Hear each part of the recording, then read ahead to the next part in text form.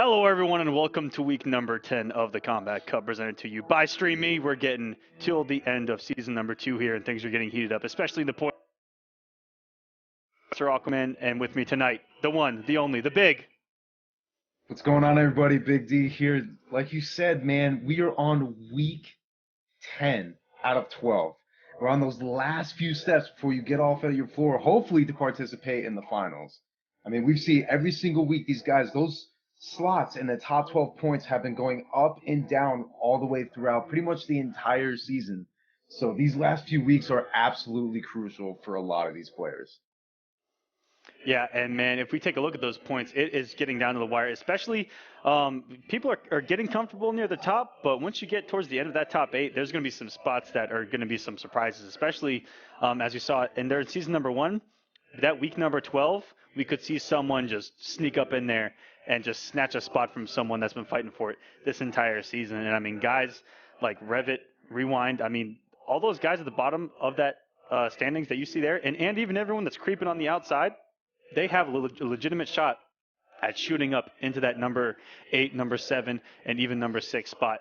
It's going to be tough to take it from SonicFox and up, but anything is possible here. I mean, someone could come, okay, theoretically, if someone came in here swinging, took boom, boom, week 10, week 11, week 12 straight, bam.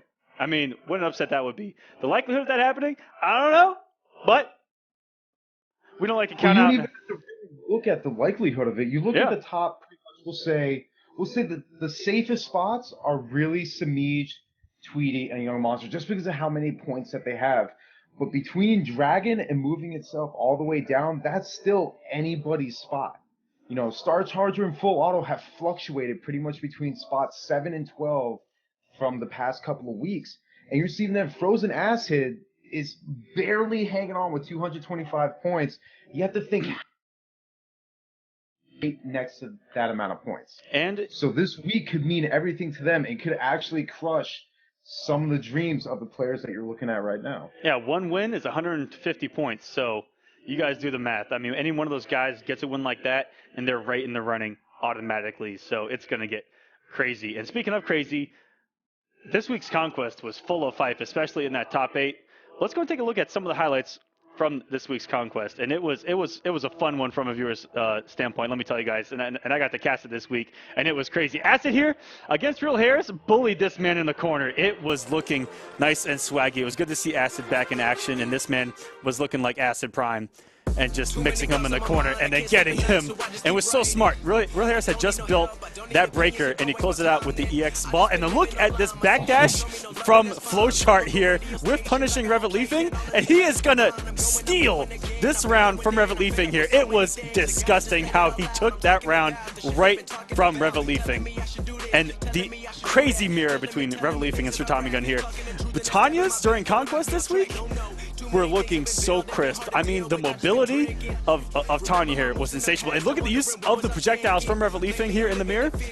2 EX1s and a regular one to close it out. It was great usage of the Shroud. And man, some of Revit's combos during Conquest were crazy. Some of the conversions, and he was hitting above 40% and hitting around 40% in his BMBs. And that was just unheard of. And Rewind being an absolute savage here. Multiple back 2s in a single round. Look, down 1 in a back 2. This man is a little bit of a savage. And you know what? Sometimes you got to be a little bit of a savage if you want to take out someone like Flowchart, who has been doing really well against him lately. And Meech, this moment right here, unspeakable. What actually transpired here? What? The down 2. And the Flame Aura had just ended, and all he needed was one more tick of that Flame Aura. And Sir Tommy Gun, even though Meech looked good in all 3 games, was able to just keep it nice and solid. And a big comeback here on the jump back breed, and just able to close it out and takes off his head for a second time here with a crazy conversion, and bam, off goes the head. And just like that, Sir Tommy Gun had a fantastic week there in Kombat Cup. And Newbie playing his heart out against Revolution. And look at the conversion here, doing exactly enough damage. And those are the combos I'm talking about from Revolution. Just things you don't normally see from Tanya players. And speaking of, going with the 50-50 at the end of that round, Newbie sneaking a game in there. And he looked good against Revit, and Revit really had to fight to get back in this match because Newbie did find himself on a match point. Making great reads, and the use of spacing from Newbie's or from last year's normals really hurt Revit Leafing. The range of the whips on especially on the jump backs, it was hard to get her aerial game moving, and it was crazy. What Revit did at the end of that match was he caught Revit whiffing a lot. He'd do a lot of preemptive anti-air attempts, and Revit would recognize it just like that, find his way in, and sometimes even get a whiff punish. He would do it so quick. So it was a good adjustment, and it was a fantastic week in Conquest. It was quite a show, guys. But tonight, we got another show for you. It's another week of Kombat Cup. And our first matchup is going to be OnThursday versus GandyMan. And before I toss that invite, I'm gonna go ahead and say some of the names that are in these pools tonight. Because looking at pool number 1, I happen to see a certain Goro player that's going to get all of us hype. All right? I won't say who, but I'm about to say who. In pool number 1, we got guys like Wolverine, Emperor Knicks, the Goro hype man himself. Yes. We've got. Yeah, but you also have to look. You see that name there. Jared Johnson. Bottom, right? Jared Johnson, Goonie, Competitor, Alcatraz, Semiij. That's all pool number 1, and there are more names in there. There are guys like Cradwell, who we see on stream a lot, LT Gray, who tweets a lot, Goku, who's always in there, 2x4. There's so many names in there. It's going to get pretty nasty. And that's just pool number 1. Pool number 2. Yeah, that is a dangerous pool. And then you take a look. You feel like you're almost done going through it, and then you see Semiij just kind of like sprinkled in on top. Yeah, it's just going to be a slobber knock. Invites have been sent for the first match.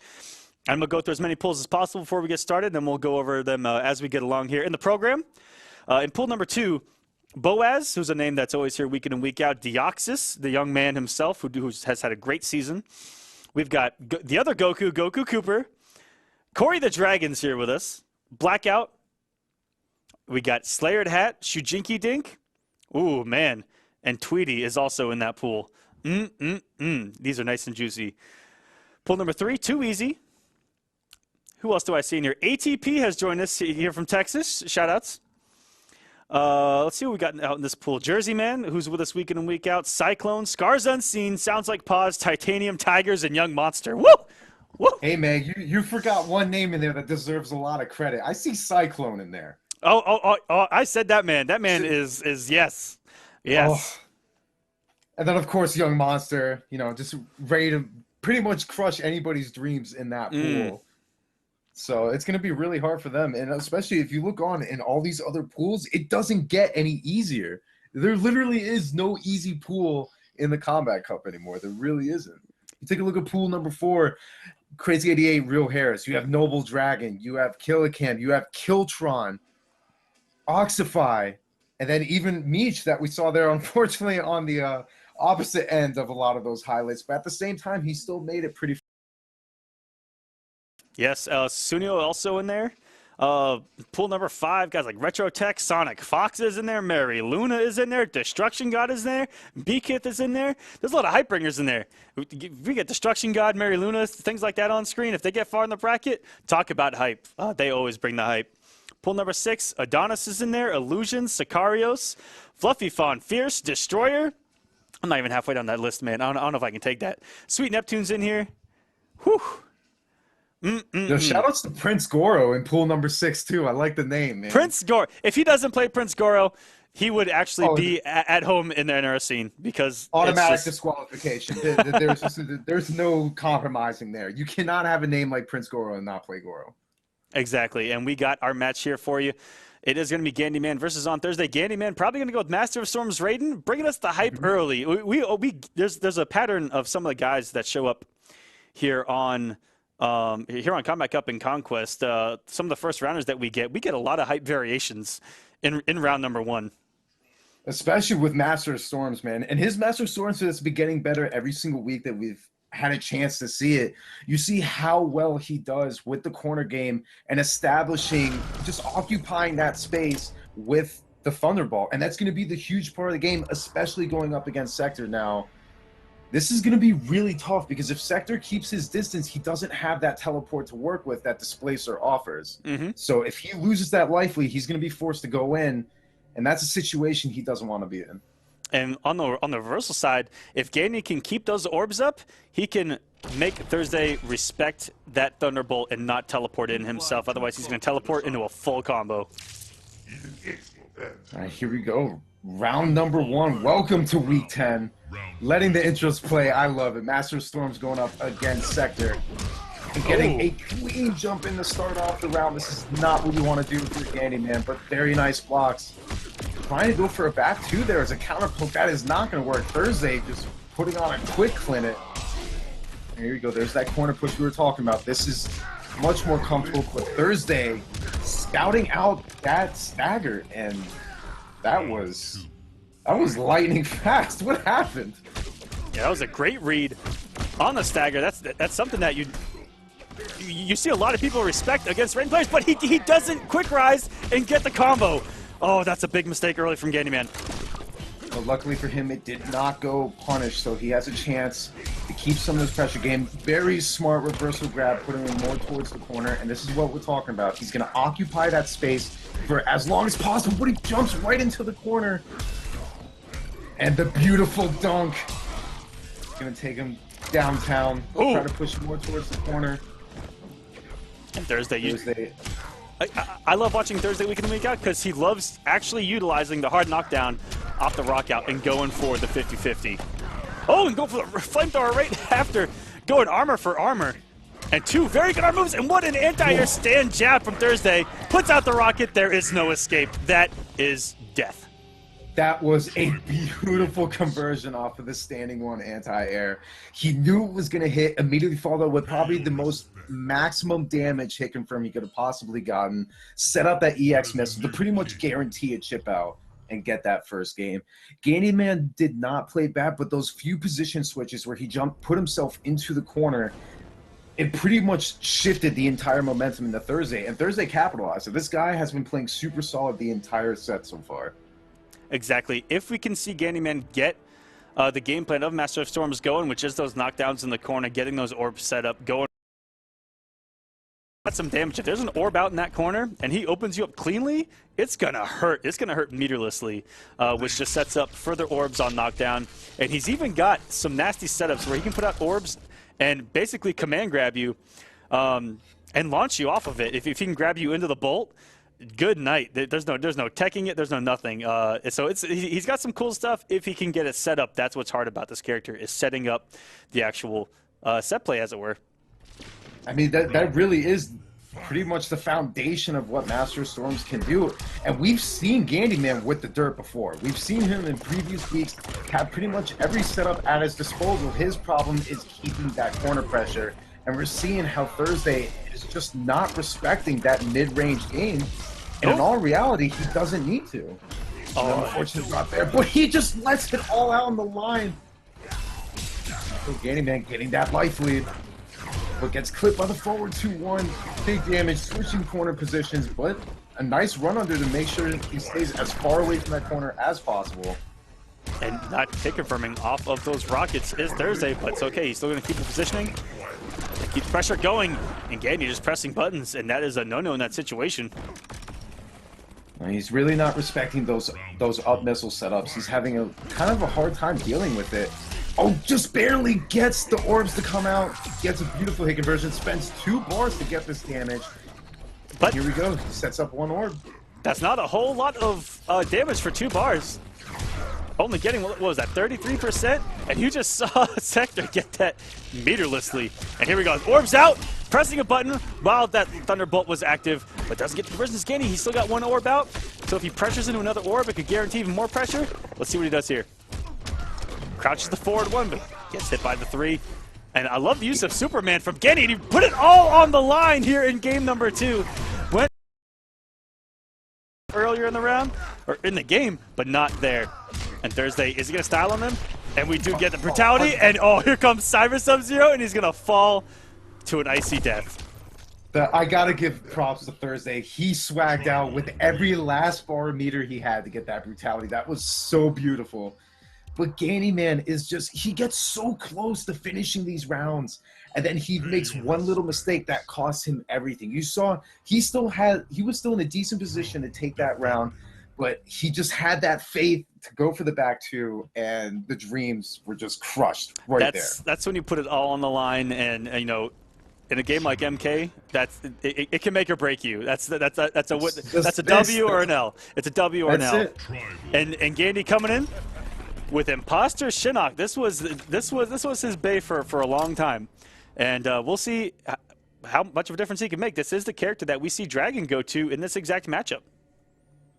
Now, hopefully, I mean, if you pick Imposter in a situation like this, you have to be pretty confident in your choice. So it's not to say that it's a bad choice for him, but now he's locked into Imposter Shinnok for the remainder of the entire set. And really, if you take a look at it, Imposter is pretty much known for being up close and establishing mix, but GandyMan has had a lot of trouble up close. So hopefully he can adjust with this different set of tools. But ThursDay is still sitting pretty comfortable right now. And twice has tried to press a button after Hellsparks and has eaten the EX point of the Hellspark. And man, I think that ThursDay's pressing a lot of buttons early because he blocked the forward 4 and then got hit with the Hellspark. And that's how you get back into a match right there, Gandy. You start off with a flawless victory off a character select. Hold up, is this the same GandyMan we saw the past 2 games? This is the same guy, right? This has to be the same guy. It's a different player. It has to be. This is Gandy Prime here that we're seeing. Low profiling, all these missiles, try not to block it, mitigating as much meter build as possible for sector, because that man is an absolute machine with the meter building. So he's just taking his time now. You're seeing just the patience from GandyMan all of a sudden, but he's got to watch his feet with that string. Hellspark playing a great footsie game for Gandy right now. And not putting the gap out there. Using down 4 and whiffing the back one as ThursDay going the wrong direction. And it gets eaten up by the mix. And this is simple chip out territory for Gandy. He's back in this match all of a sudden. 1-2. And what a switch from Gandy, looking much more comfortable.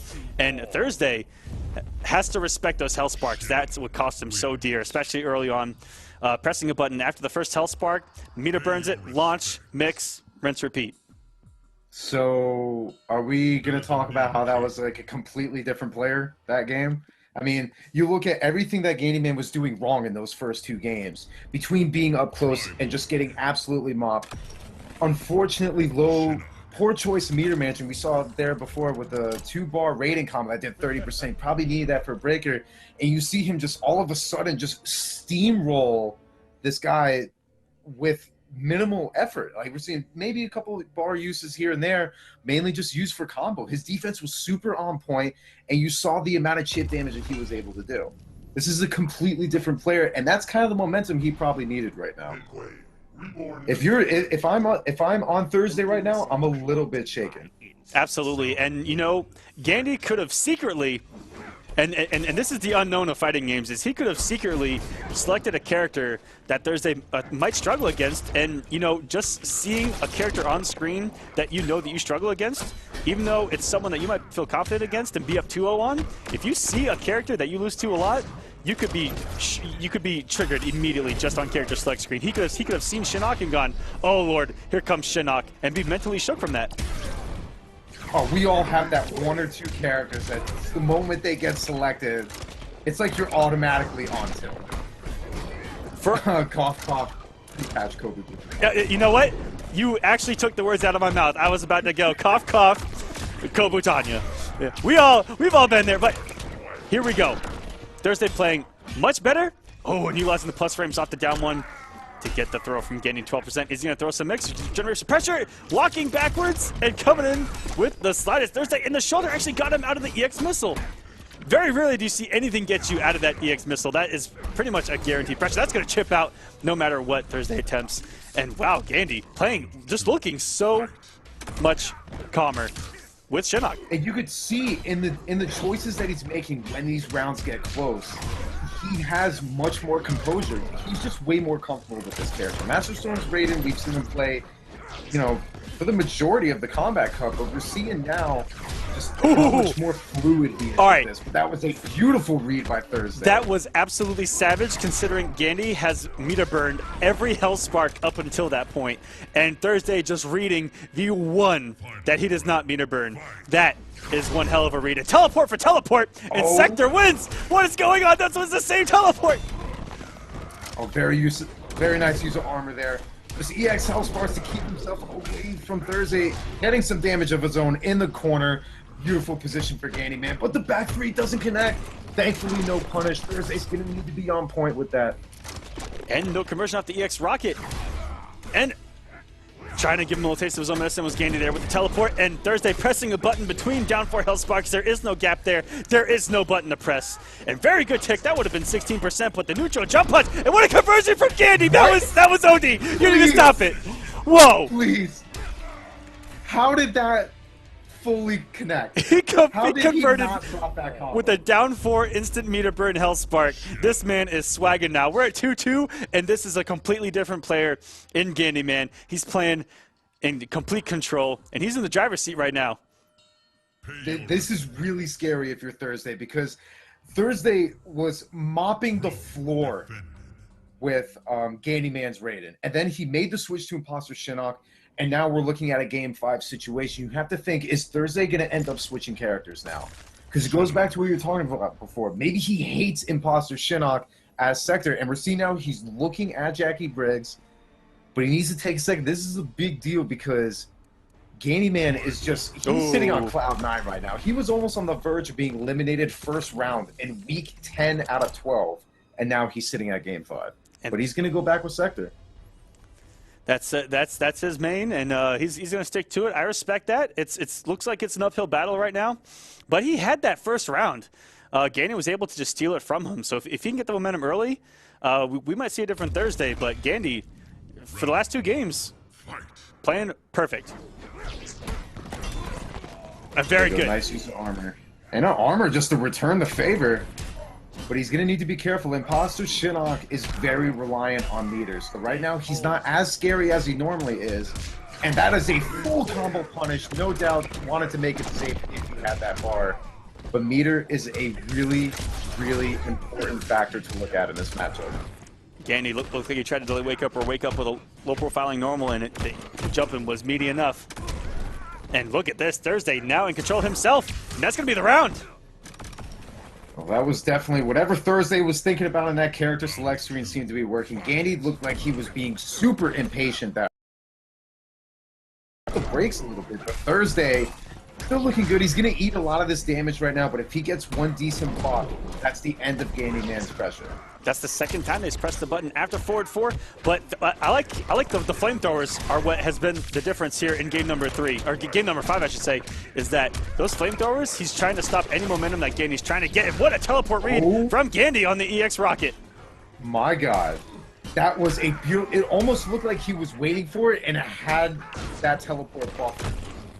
Oh no, with punish on the forward 2-1, that could have definitely helped secure this round. Gonna spend the bar, try to get the mix, but no punish again. That's twice in a row, and just go for a sweep at a down 4, and we're all tied up. This is Game 5, final round to start us off here in Week 10. Can it get any closer? This is getting hype, guys. Raw teleport, and he didn't even believe in it. If ThursDay would have believed in that teleport working and simply hit him into the... oh, man. This is getting crazy. Both these guys have to be on their last nerve right now. Now, GandyMan's going to want to... Both of these guys need to be very careful with their meter management. He had to break, so we are sitting on absolute no meter with both players. And a clean jump in! Oh no, he had a missed input. That was definitely... He needed to get that vortex to put himself in a safe position. And that flamethrower... A little bit of damage. That flamethrower reaches up to Mount Olympus and back. That thing is massive. Again, he connecting with the forward 4 and the Hellspark. He's going to get one opportunity to mix here. He's going to go for the guaranteed 16%. He does not. He actually takes it.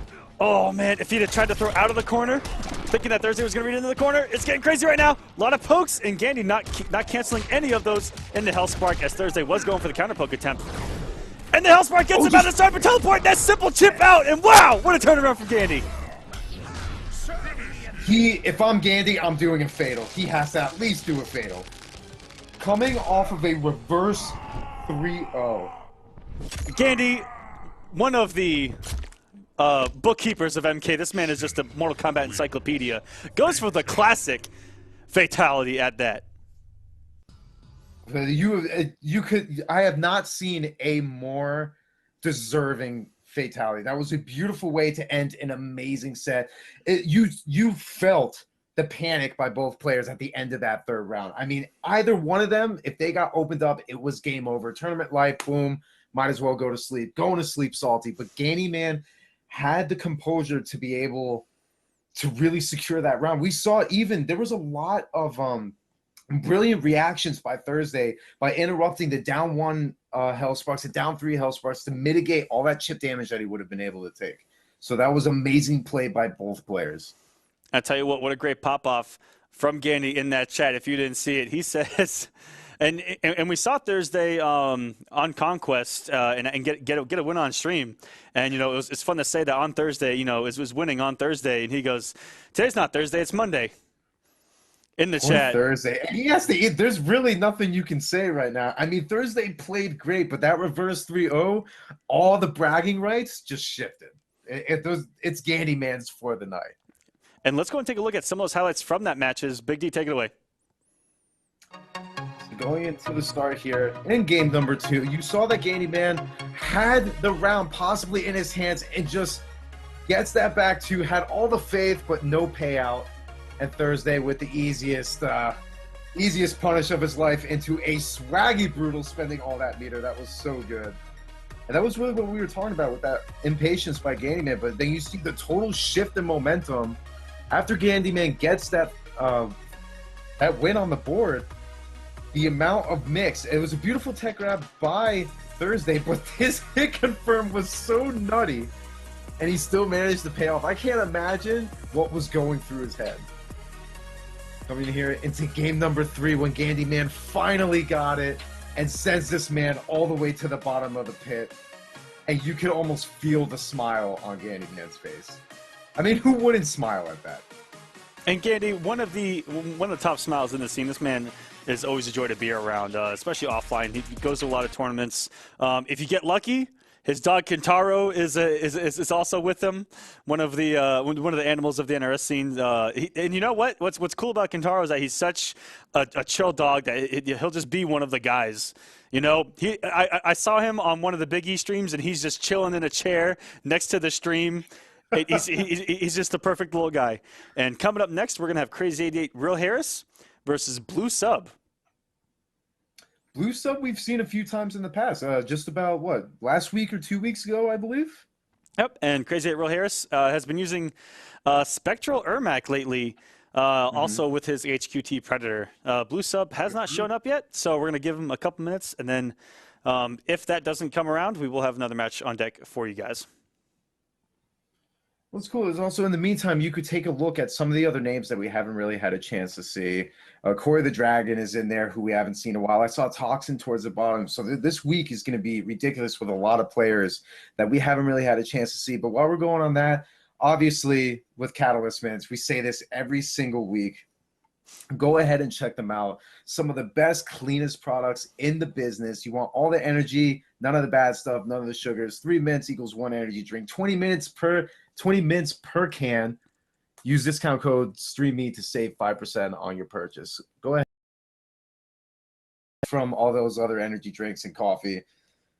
Nothing else to really say. I mean, going back to before, especially with Corey the Dragon, we have to talk about this guy for a second. 'Cause I personally haven't seen him play in a while. I don't know if you've been able to see him on. I have not either, actually. It has been a while. And some of the Texas boys that are here with us tonight, ATP as well. I haven't seen in action in quite some time. I mean, last time we saw him, he did a couple of the Texas locals, playing a little bit of Grandmaster Sub-Zero, but he was the one who really kind of opened people's eyes to Smoke. When everyone really didn't think Smoke was that great of a character, he stuck by him, and it was actually one of the hypest things to watch. So he makes these great appearances and then just vanishes, just completely falls off the grid. And now we're seeing him here in the Combat Cup tonight. So that's going to be really interesting to see. And then Noble Toxin, I mean, I'm not going to be biased. I'm going to do my absolute best not to be biased. One of my best friends in the scene is going to make his return to the Combat Cup tonight. So we're looking forward to seeing how that pans out as well. But he's in that pool with not only a whole bunch of killers. I saw Yomi Slayer at the very bottom of that pool. Slayer. That's going to be tough, man. He definitely has his work cut out for him, but it's nothing to say all these pools is anybody's pool. There is no staple in any of these pools anymore. Yeah, and man, even in Toxin's pool, that is just swimming with killers. I mean, another Texas boy, Star Charger. Whew, Frosty Bunny's in there, Predator's in there, Newbie's in there. Rewind. I mean, that's just deadly. Pool number 8, Anubis Black, Baby, Agent Sworn, who we're gonna have here shortly on stream. Best MK Raiden, Daddy Dab, Double Helix, Sir Tommy. Leafing. Oh my gosh. Please, with the amount of Jackie players in that pool. Just name after name. I can keep going if you want. Oh, that is going to be something else. And well, here. And it is actually going to now be Real Harris versus KindestRegards. And KindestRegards, I gave KindestRegards a shout out a couple weeks ago on here. We were going through the bracket, and I saw his name, and he actually hit me up on Twitter. He was like, "Hey man, I'm KindestRegards. I appreciate that shout out." So shout outs once again to KindestRegards, who is going to be on stream this time. So we're going to get a little bit of a treat. Someone who we've never seen before on stream, and has a great name. Come on, KindestRegards. Doesn't he sound like just the nicest guy ever? I mean, yeah, this guy thanked you twice already, and now you're giving him shout outs. This man is going to be showering you with shout outs and apologies and thank yous. But here's the more important thing. Who does he play? Who does he play that he's going to be going up against Crazy 88 Real Harris? Because Real Harris is not an easy opponent to beat by any means whatsoever. Do you have any backstory? You got to tell me a little bit about this guy. I'm not too sure, but confirmed in the chat, he says that he is nice. I mean, I guess that's kind of the only thing. Now, does that mean that he's nice in person, or does that mean that he's nice at the game? I'm going to give him the benefit of the doubt and say both, but we're about to find out in about, I don't know, I would say probably about a minute. And now if he's nice enough, he's going to get in this King of the Hill so we could get things going. But Real Harris, correct me if I'm wrong, he played Predator, did he not? Predator and maybe Liu Kang, if I'm not mistaken. Real Harris, HQT Predator, and we've seen him with one of your boys, Spectral Ermac. Well, Spectral Ermac, I remember we saw a couple of weeks ago. Obviously, but, I'm not sure if we've seen Liu Kang. We might have. But I really only know this man as an HQT up until a couple weeks ago when he broke out what we're about to see, which is Spectral Ermac. And on the opposite side of the screen, we do get a Liu Kang. Interesting, because now, if I'm trying to look at, we do have obviously Spectral Ermac rocking that Crimson Ermac skin, by far one of the best in the game, hands down free. I don't care what anybody says. But then you're taking a look at Liu Kang, who, if Spectral Ermac plays his cards right, this is going to be a really tough matchup for Kang. Spectral has a very awkward keep away, and as Dragon's fired, he's going to need to be very aggressive to make sure he doesn't get put at full screen. And very early, already getting a whiff punish on the down 3 with that back 1. Ooh, I like the cancels that I'm seeing. You can already tell that they're crispy, but he is eating that overhead for all this juicy damage. Hard knockdown, and here comes the mix. Spectral and a down 1 has great meterless damage for Ermac. I mean, if you look across the board, looking at like Mystic and just a little bit safer than Master of Souls, as he does have that cancel. But man, does this damage add up, whereas Mystic really has to come off a bar in order to even break even low 30s. I mean, especially, and you take a look at it in the corner where Regards is right now. If he gets clipped with a forward 2-string, he's eating 48% meterless. So no doubt this is probably one of the scariest situations. Had to break, but now Real Harris is opting to go for an aggressive style, but he has all the life lead in the world and all the space to just back up and zone him out. And Real Harris gave him a gift with the raw lift there in the neutral, but KindestRegards didn't get the full combo punish. Just kind of trading pokes, just being very careful. KindestRegards really doesn't have a lot of life to work with here. And the blocks are there, but he's got to be careful. And the trip guard with that head slam.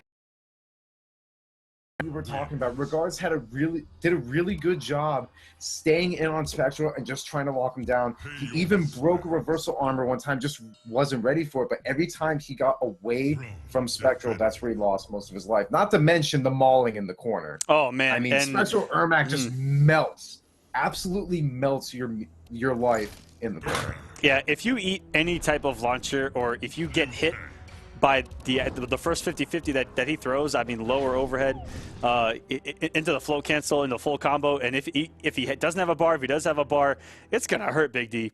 Let me tell you, I've been on the receiving end, and it's like it's like taking a baseball bat across the forehead. I mean, it hurts. Oh, it's not just the baseball bat. We're talking about the baseball bat from Walking Dead. All right, that thing is. Woo! Okay, so confirmed, Spectral will hit you with Lucille in the corner. That's the name. I was about to say Lucy. I was like, I know that's not it. Lucille doing absolute work in the corner. Hashtag Lucille. Oh, and just getting opened up by all these little strings, but thankfully no cancel there. But you're seeing now all these little damage and all the little nicks, chip or not. Regards is already sitting at like 35% health left. Yeah, and Harris has played good defense against Dragon's Fire. He's just simply waited his turn.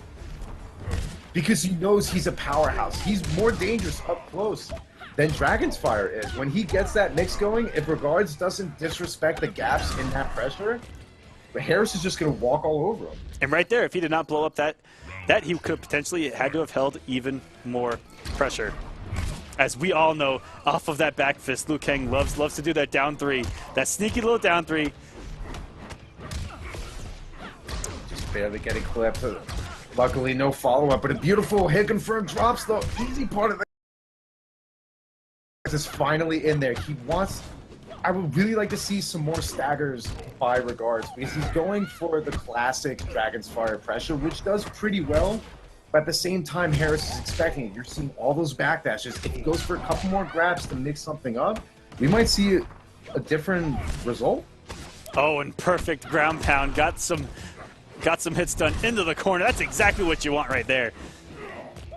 And low profile. Oh, just mistimes the meaty. Wait a minute. And the reversal.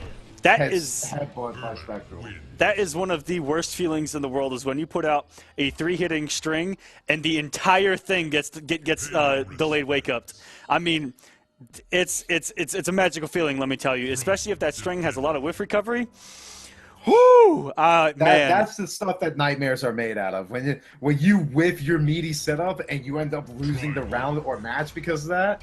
Because I know I've had that happen to me. That's probably top 3 worst feelings when playing a competitive fighting game. Oh, for Hands sure. down. Oh, for sure. And hands down. And you know, it's even worse when you know that they're gonna delay wake up, and you're like, it's still gonna meaty. It's got 3 hits, back 1, 2, 2, full combo, and I'm like, oh! Before you know, it's that split half a second where you just mistimed it, and then all of a sudden your life is completely gone. And we're seeing, gets that head slam for the quick first hit, extra bar meter there. And we're seeing Harris is just doing really well, not only with dealing with the pressure, but scouting out all those armored moves that Regards is throwing out. Regards isn't playing bad, but he needs to mix it up when he's up close. The execution, for the most part, is there. And the down one to respect it, but no follow-up, unfortunate. Yeah, you have to believe at this point, if there's a full combo sitting there in the air, you have to take it, and you see that in these top players. And again, even there, that's something that you're going to see. If it's something, get any kind of damage off that anti-air down one. Here we go, spinning the bar, trying to make sure it's still his turn, but no follow-up after the down one that could have closed out the round. Regards still has a chance. Backdash to avoid as much chip, but doesn't watch his feet. Real Harris just staying composed. If you're Real Harris, that's the first float that's been checked with a down one that's gotten anti-aired. Up until that point, he's been able to do them for absolutely free. I mean, he does not have to worry about anything. He can just simply go for a mix, go for some pressure into the float, and he hasn't had to respect anything, so he's been able to get away with it. Spinning the bar, trying to get as much damage as possible. 35% in the hard knockdown. Well, very nice blocks. The Regards by blocks, for the most part, are there. He gets a few head slams snuck in on him, but the defense is there. It's the offense that he's really having a trouble with, and now this is just an absolute massacre. Holds the levitate and simply goes to the ground pound. I think that the difference maker was that KindestRegards couldn't open up Real Harris. I mean, he had offense going a lot. He had a lot of pressure, but he wasn't able to land a single full combo. It looked like it was just little down threes here and there, maybe a couple back fists. But when he actually got pressure going, Real Harris blocked his heart out and then simply waited until there was any kind of frames or gap on the screen, and then took his turn and played it really smart. And then the offense from him, more mixes coming, and was able to generate more pressure. And the headbutt alone, I think, did about 80% throughout that entire set. I mean, a lot of them hit. Or sorry, the ground pounds, a lot of those hit. So just playing really smart. And like we saw last week, they were able to get him off Spectral early and make him go back to his main HQT, whereas he didn't feel threatened at all there. I don't know if Spectral is his main now, but that's something to look forward to moving forward here in Combat Cup. Me, because this Spectral looked much more on point than it did before. There were a lot of hiccups from what I remember, just being a critique of a fellow Ermac player. There's a lot of stuff. He seemed really uncomfortable. The hit confirms weren't all there, but we saw a completely different Real Harris here tonight. The hit confirms were on point. Setups were on point. Corner pressure was on point. This man was an absolute machine tonight. Now, Regards played well. The execution for the most part was there. It's a matter of mixing it up more past just the cancel pressure. A couple grabs would have done him some real good. A couple back two overheads to get on that hard knockdown, maybe try to get Harris off of that meter. The idea was there. Could have been a little bit of matchup unfamiliarity, but we'll just have to wait and see. Unfortunately, perhaps the nicest person in the Combat Cup has been eliminated early. And sometimes that's the way she goes, because, you know, sometimes being a nice guy doesn't exactly get you what you want in the end. So, you know, sometimes you got to be a little bit mean. And, you know, I was taught very early, especially, you know, my local scene, you know, OG Tekken players and OG Virtua Fighter players, they really like to drill into my head, you know, throws are one of the best opportunities for damage, especially if someone has great defense. And, you know, that's what's one way to open up someone instantly. And that is something, it's one of the best mind games you can play with your opponent, is mixing up pressure with throws. And Liu Kang's one of those characters that can do it the best in the game.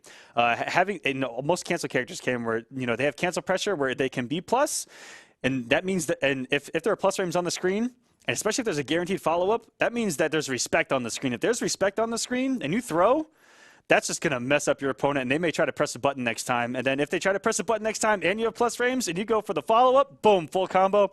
And, you know, that's the way pressure works. And I couldn't have said that better myself. As my word of advice, everybody has a weakness. You just got to find that one to exploit it. And I think if this was maybe even a first of 5 set, I think Regards would have slowly caught on to it, because he was on point. It wasn't that he was playing bad. He didn't really drop a lot of combos. There were a few hit confirms he could have followed up for, but all of the basic fundamentals were all there. It was just had to try to find a way to open them up. But Real Harris just seemed like a brick wall, and that's just how it goes. And so now we're going to get the next match going for you guys. We're going to have CK RetroTech going up against SonicFox. Now, SonicFox is another one that we've seen improve over the past few weeks. And brings the hype. And this was off stream, but I'll never forget it, because I saw on Twitter that Dragon actually lost a game to SonicFox, so she's definitely been leveling up here. That's something that a lot of people actually can't say, that you could take a game off Dragon. You know, there we go. Fewer people could say even getting a set, but at the same time, SonicFox playing Ravenous has been getting so much better every single week, especially with the conditioning, going for the down ones, going for the grabs, and knowing when to get that overhead pounce for the juicy 18%.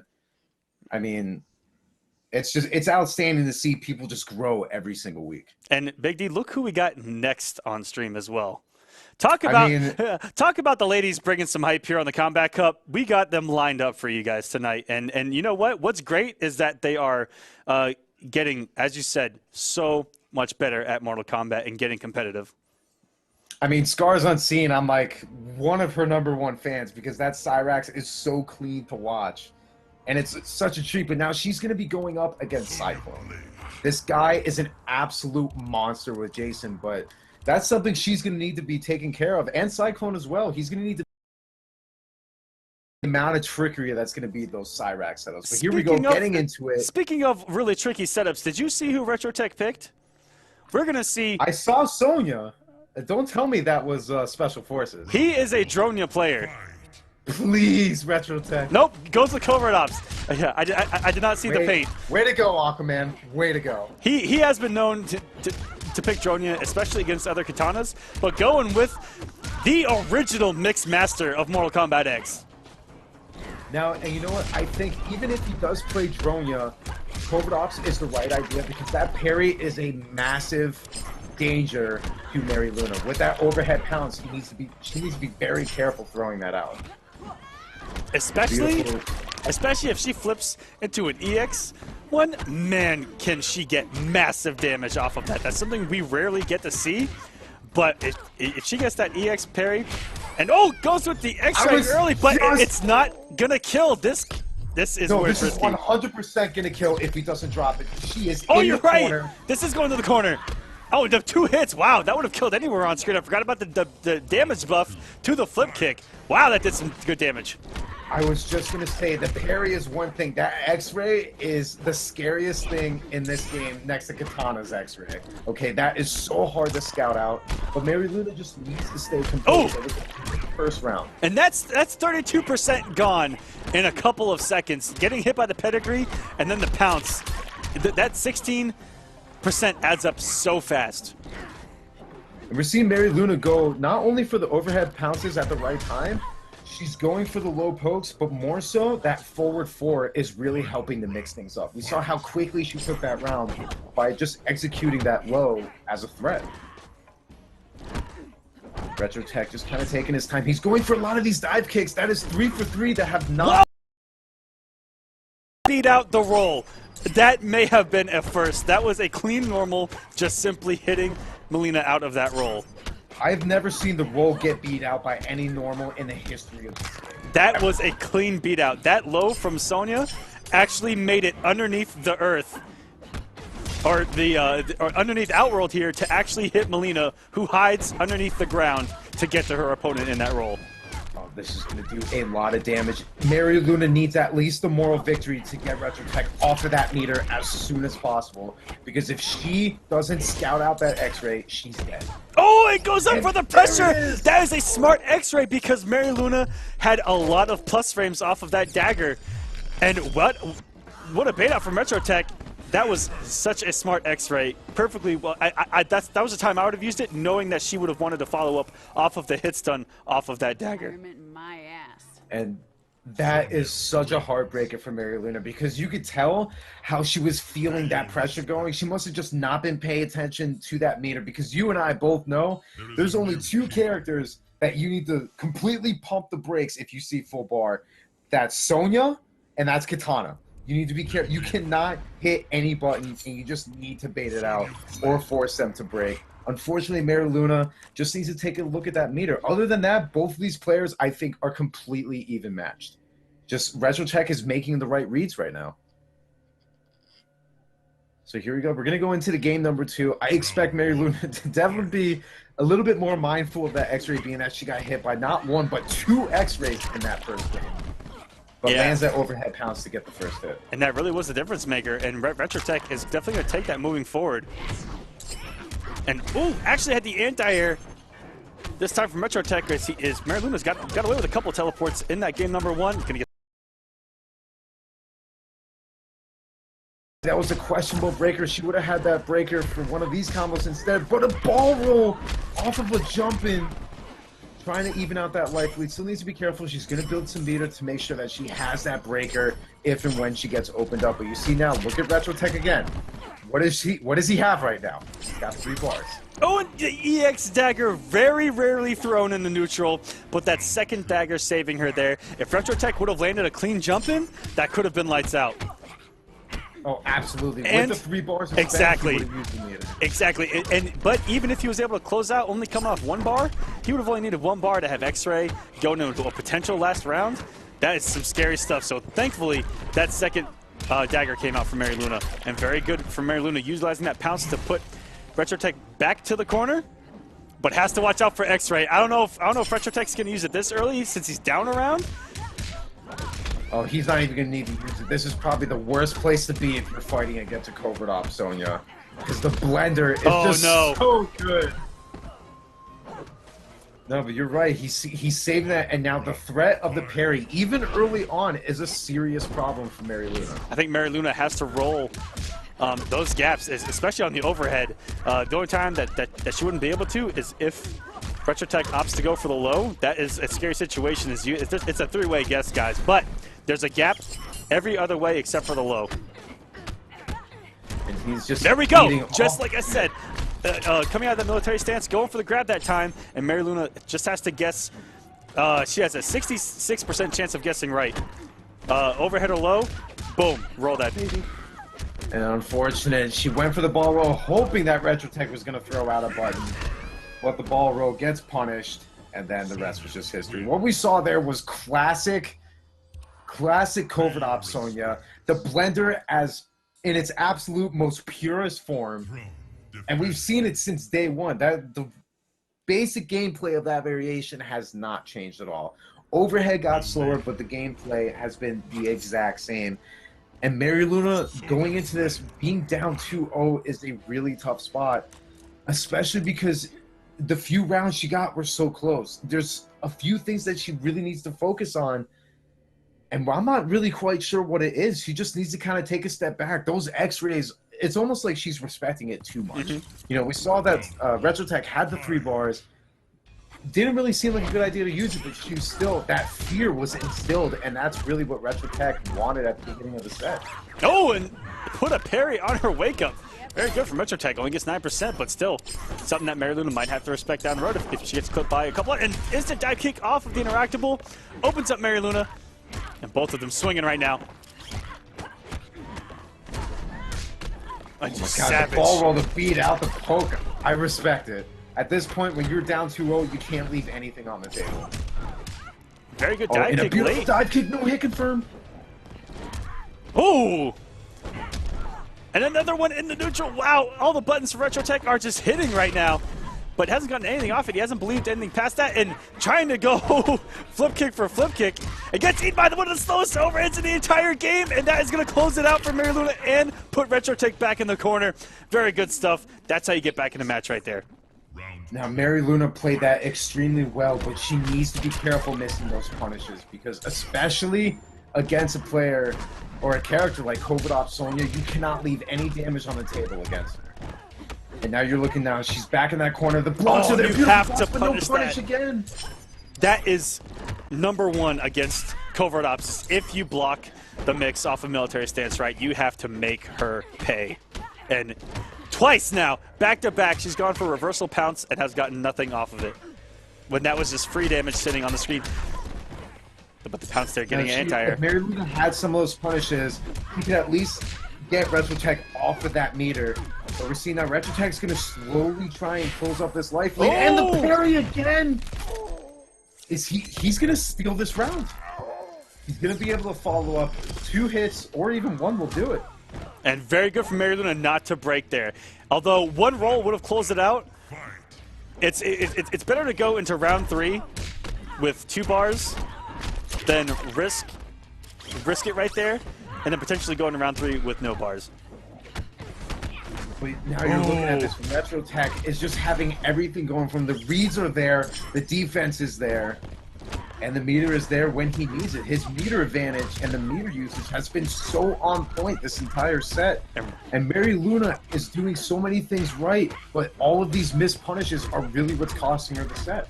Yeah, and she's gone for a lot of gimmicks here late that RetroTech has caught on to. A lot of those pounces in the rolls, he's blocked the last few, and that's going to close it out. And RetroTech is going to move on here in the Combat Cup. MaryLuna played well, but RetroTech adjusting incredibly well to some of the stuff that MaryLuna was trying, especially with those pounces in the rolls. And very good stuff. Those X-rays early, I mean, that really set the tone, was because MaryLuna looked in control in game #1. She was, you know what the funny thing was? She was actually in control throughout most of the set. A few mishaps here and there. The key word, the word of the night, is punishes. You have to be able to do it. There was so much damage left on that table. Not only that could have secured her, maybe even a game, but the momentum shift to keep Covert Op Sonya away from you is arguably just as important as the damage itself. And unfortunately, a lot of missed key punishes on there is what cost her this set. Exactly. There was so much damage left on that table for SonicFox just to take. And that's something that you have to know. That's matchup specific. You know, punish that dive kick, punish the mix off of the military stance. And unfortunately, it wasn't there. And we do have a couple highlights. Big D, go and take it away. And so looking in here at the beginning of the set, we saw the meter by RetroTech just trying to get that X-ray over earlier, manages to parry the neutral jump punch, and the rest was absolute history, stealing that round straight out of SonicFox's hand. And that's what instilled the fear early in the set. We're seeing now the corner damage, and you take a look at that meter again. But he wasn't going to end up using it. The blender was just enough for RetroTech to take that round. The corner positioning so dominant in that matchup. And the rest really was history. There were a few factors that could have changed the matchup for either player, but RetroTech just took advantage of the mistakes, and he got, aside from getting away with murder, all those safe dive kicks that seemed to be safe is really what helped him get away with that set. Yep. But that was brilliant stuff by both of them. SonicFox still looking good, just has to work on a few key things, but really nothing to hang your head about. You know, a lot of those matches were very close. A few problems that really just cost her the set. And a couple updates off stream. Star Charger with a convincing 3-0 victory over Yomi Slayer to advance real early here in week number 10. Star Charger trying to get back in the horse. He had a couple top 8s early here in this season, but hasn't gotten anything really lately. And he's one of those guys that's, if he has a good week, he's in there. And we saw the amount of points that he has. Yep. I'm not sure. I thought I saw it in the chat that Slayer actually didn't show up. I'm not sure if that's true. Either way, that's a serious win for Star Charger. He needs to progress as far as possible this week. If he could manage to get at least for the remaining weeks. Remember, we're on week 10. There's tonight, and then there's 2 more weeks, and then we have the finals. That's it. These points are scarce. But now we have Cyclone versus ScarsUnseen. And a big conversion early from Cyclone, and got the miswalk in as ScarsUnseen was trying to get some frames going. And wow, when your inputs are reversed and you do a tick throw into 19%, that is just disheartening to start you off. And Cyclone picking a really good character to play against Scars, as we saw Destroyer with, my God. Wow, and a good block early. Beautiful block. This is exactly the way that Destroyer started against Scars last week, and we saw Destroyer run away with it. He played an oppressively offensive character with a string like forward 1-2-1, and that was from Tremor, and he blocked the setups early. And blocked it again, wow! So Cyclone off to a huge start here. Relentless Jason can be as oppressive with that back 1-2-2, and he's blocked early. This is the exact formula that we saw Destroyer use to take down ScarsUnseen last week. Oh, this is gonna be a fun one to block, and it's interactables out. No setup has worked for ScarsUnseen. This is the most that we've seen without a setup working for Scars. I mean, you take a look at Cyclone's defense, is so good right now. And just kind of going for the little bits of damage. Gonna keep Cyclone in that corner for as long as possible, but Relentless Jason has no Oh no! And happens. If you get hit here, you're actually dead. And luckily Scars gets out alive. If Cyclone would have gotten a clean hit, he had 2 bars, she was actually dead. That is what's frightening about Relentless Jason, is the more you hit this man, the more he hits you. Going through a little bit of damage, and doesn't get the block that time. ScarsUnseen getting the clinic that she wants going right now. And the bomb just misses. Cyclone with the teleport, very nice to get away from that EX saw. Ooh. Scars is just trying to stay as slippery as possible. She has no meter to work with, so as this round goes on, she needs to be very careful. And the armor disappeared off of the clothesline, and ScarsUnseen had the punish on the mist walk, and here comes the breaker, but goes with the throw. He's gonna put another bomb, keeps it all unbreakable. This is getting disgusting from Scars. Oh my gosh, what just happened? That was an insane end, and Cyclone couldn't do anything about it. Those 2 bars didn't mean anything, and that was ridiculous. No setups needed from Scars. That was all solid play after the first round. That was nasty. That was so good. I was so nervous to see when she put the bomb down instead of going for the actual finish of the combo. But that just shows she was like one step ahead, knowing that that setup was gonna chip out, and that's something that a normal person won't have a chance to see, because you don't see a Cyrax like this all the time. But Cyclone was so close to closing out some of those rounds, like we saw earlier when he was in the corner with that little amount of life lead. If he had one hit, it was over. That was at least 44% at the very bare minimum. So ScarsUnseen still needs to be careful with that. Cyclone playing really well, but needs to be a little bit more patient. Get in. He got hit by a lot of those nets in that first match, and that's really what let Scars, stay home. See, now, just like we saw, the mobility that ScarsUnseen is implementing right now to stay as slippery as possible and away from Cyclone. And putting the mix off the red screen on the screen, and ScarsUnseen press the button there on Wake Up. Down one bust off, just trying to get away from it, but there, that back bash. There is no getting away from back 1-2-2. Jason is coming in. Very good utilizing the armor off the interactable and putting the red screen out. This is perfect for Cyclone. And wow, another great start, and we'll see if Scars can weather the storm that Cyclone is putting on the screen.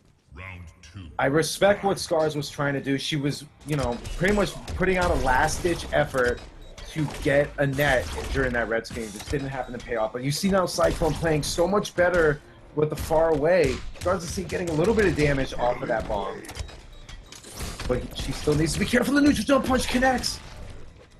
Gets that net to connect, and here comes some nice juicy damage. No doubt we're going to see another slippery setup. Oh, and the NJP to knock down close, and every fun blockable has gone blocked from Cyclone. This might be a world record for blocks against Cyrax, especially ScarsUnseen. And wow, look at the damage adding up so quick. And just running full in that wheel. Oh my god. Wait a Jason, minute. Is this death? Oh, the interactable. This is death. Not like this. And what a block. What a tick from Cyclone. And that punishes. It does not. She actually provides. And the saw goes far enough. We're witnessing some crazy Mortal Kombat action right now. Who'd have thought this late in the game? Whoever said MKX is dead, someone needs to be put on blast here. Someone needs to look up ScarsUnseen on YouTube and on our frickin' archive, because this is absolutely insane. And as we're speaking, the combo from Cyclone as well, swagging it out to get back into the corner with the command grab off down one. Those were tricky inputs himself, and this is getting crazy, guys. And the choke goes far enough out of the bomb range. And that is... luckily, he doesn't get full combo. That's what we saw. We saw the demise of Cyclone there in game number 1, going for that mistwalk and getting punished with 1-1-1. But ScarsUnseen, finally the setup opens up Cyclone. Oh, no, like this! What is this? This is getting nuts. That might be death! That's death! Oh my gosh! That actually killed! Here we go! 1-1. This is match of the night already. This is already match of the night, ladies and gentlemen. All Jason wants is a hug. He just wants to hug you. Oh, he loves you. That's all Daddy wants. Daddy just wants to hug you and maybe break your neck a little bit. This is just loves. You can feel the love even from watching it. By Cyclone to do the back one in the EX command grab to close out that round. I mean, he saw how much life he had left. He knew that was gonna kill, and you could almost feel the despair in the air from ScarsUnseen, knowing that she was dead. The moment she got touched with that hug, it was game over. And it looked like it was going just like it did in game number 1, where it was slipping away from Cyclone. The mix finally worked for Scars, and that tick on the throw was everything. Saved Cyclone and went for that huge damage off the command grab late in the round when he's low on health. This is a slobber knocker. You're gonna see. Oh, gets a clean jump, and this is gonna do some great damage. She drops the back two. Very unfortunate. Well, no, you see now that slipperiness is paying off, but a whiff punish by Cyclone. Very good bait on the armor, but Scars. Okay, we need to talk about Cyclone. Cyclone, I'm giving him the nickname Fort Knox. This guy's defense has been unlike anything I've seen in a very long time. And this is the armor through the bomb. He says, I don't want this combo to end. I just don't. Came off the bar just to keep it going, just to send a message to Scars. Stop putting these bombs out. I've got the reactions. And that is the savage wake up from Cyrax. And is this gonna kill? And even though that was a buffer from ScarsUnseen, the little teabag mid combo. Ooh. Hey, but we need to talk about something that was very smart by ScarsUnseen, because if Cyclone hit her with that EX choke, she was dead. Oh, it throws out of the Mistwalk into the bomb, and another throw in the bomb. This is just Swag City. We've entered Swag City. You see Cyclone still staying unfazed. The defense is still so on point by Cyclone. And even ScarsUnseen having some nice blocks of her own. 4-3. Just where that net is. Can't find it. The blocks are still there, and it down 2. And the net, luckily he did the EX.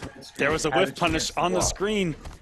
Scars put out a very slow back 1, and Cyclone was walking up. Could have had the back 1-2-2. Huge punish. And puts out the EX bomb. And Scars is going to take game number 3. If this goes to a game 5. I can't handle it. My heart cannot handle this. I'm having so much trouble trying to figure out what is being put on the screen right now. We're already pumped up on Catalyst Mitts here. All right. We just can't take too much in, or otherwise we actually might explode. Because ScarsUnseen is doing some insane things, but to Cyclone's credit, has matched her intensity. It's getting nuts. And you have to think, you see how we're reacting to this. Right? I'm looking in the chat. ScarsUnseen is talking about her anxiety right now. I can't imagine if we feel like this, how she's feeling right now. I love when the players interact in the chat and they interact with us midstream. Cyclone, after game number 2, said, "Scars, give me a hug." I mean, Jason is just a misunderstood guy looking for a hug. He loves everybody. Cyclone Jason's just looking for love this whole time, and so what if he shows his appreciation by stabbing you a couple times and breaking your neck? And you know what? They're love stabs, though. Yeah, they're love stabs. You feel how much he cares about you, and look at all these love taps that he's doing into the red screen. Trying to get something set up, and the EX interactable is so smart to know that the only 2 buttons that don't change are the interactable button and the grab. They're just taking her time, setting some bombs up, in the meantime building some meter that she desperately needs right now. Immediately throwing one away, but the 4-3 slide connecting. Nice air-to-air by Cyclone. Oh, doesn't cancel into the net. And another no cancel. Oh! And a Savage down 2, but luckily that EX bomb recovered. And oh no, not like this again! Oh my Lanta, 24% off the command grab. Cyclone, that has now saved him twice. Cyclone just saying, "Come here, baby, I just want a hug." Just wants a hug. Stay away from the phone. Very good from Cyclone, not kick pressing a and button. Beautiful hit confirm here, and a down 1 choke just to get some extra damage, 26%. Oh, and the net sniping him out of the sky. Okay, so keeping the momentum in her favor right now. Neutral jump punch, hard knockdown. And all of the overheads into the low through a different mix than we usually see. We don't see her drop but combos like that. Down 1 in the saw, just trying to keep something going. Cyclone not having a lot of health left, so you know what that means. If Scars gets opened up with no meter, she is dead. How has Cyclone been able to or break all of these throws? That's good, and that one was behind Scars, and I mean, they've been so clutch from Cyclone. Didn't save him there. With the back one going underneath, and now he's got the corner pressure going, and Scars has no meter, but he threw the unblockable throw in the grab, but the downside is that they're out of the corner. Now he's going to eat some mix of his own. That was a beautiful scout on that teleport, leading to all this damage. Now the interactable is there. Is she going to put it into play with these setups? Very good use. Tried to break the armor. Oh my god. That armored Mistwalk has 1,000 hits of armor. Jason just down so one! Get a hug. Anti-air behind him. Oh my gosh, and throwing a gimmick with the Mistwalk. This time, Scars didn't have the reaction. Anti-air down 1 in a full combo. Red screen of death is on the... It's red screen of death! Oh no! This is very scary for either player. If he doesn't do this, he's dead. Oh no! And he's dead. Wait a minute! Doesn't get the punish! It was there! Oh no, we are going to a game 5 between these two. Can it get any crazier?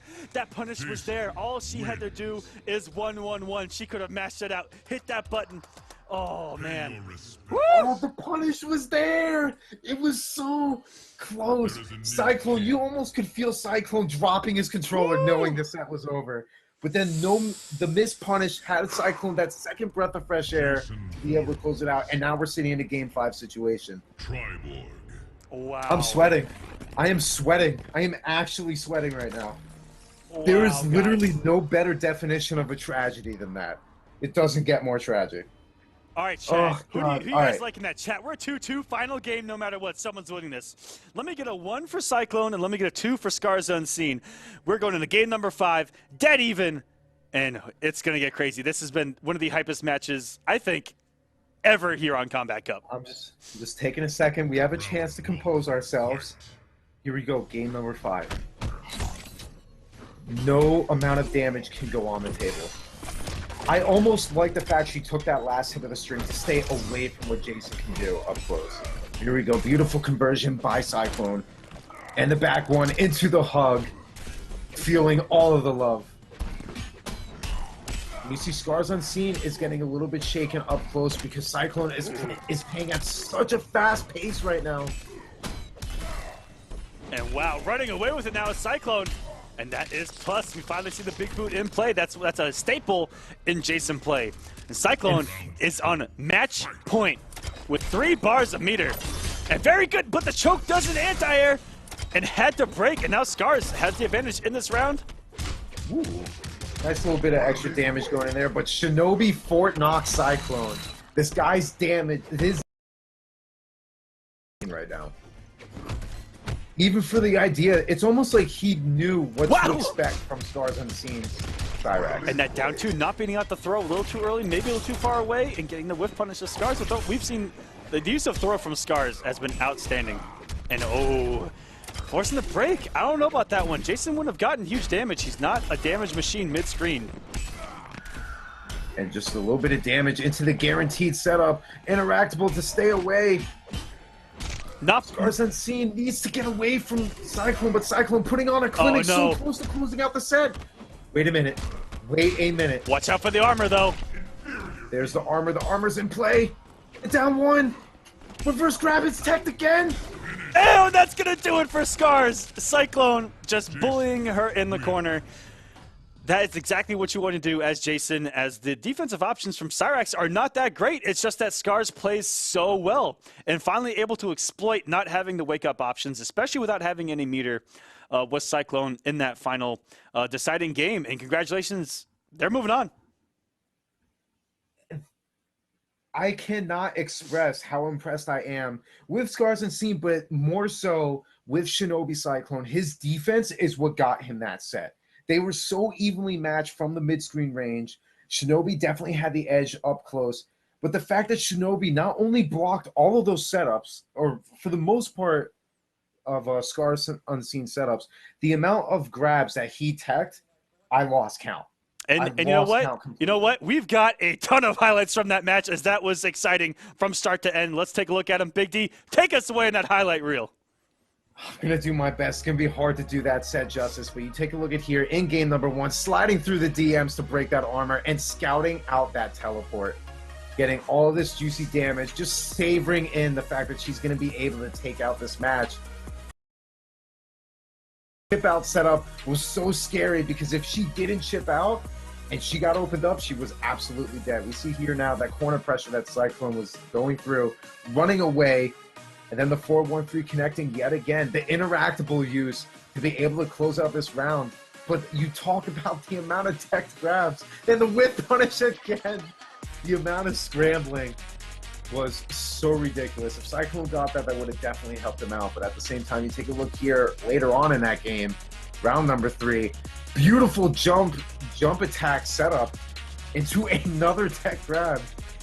And the back one EX command grab, stealing that match away with his massively strong hug there.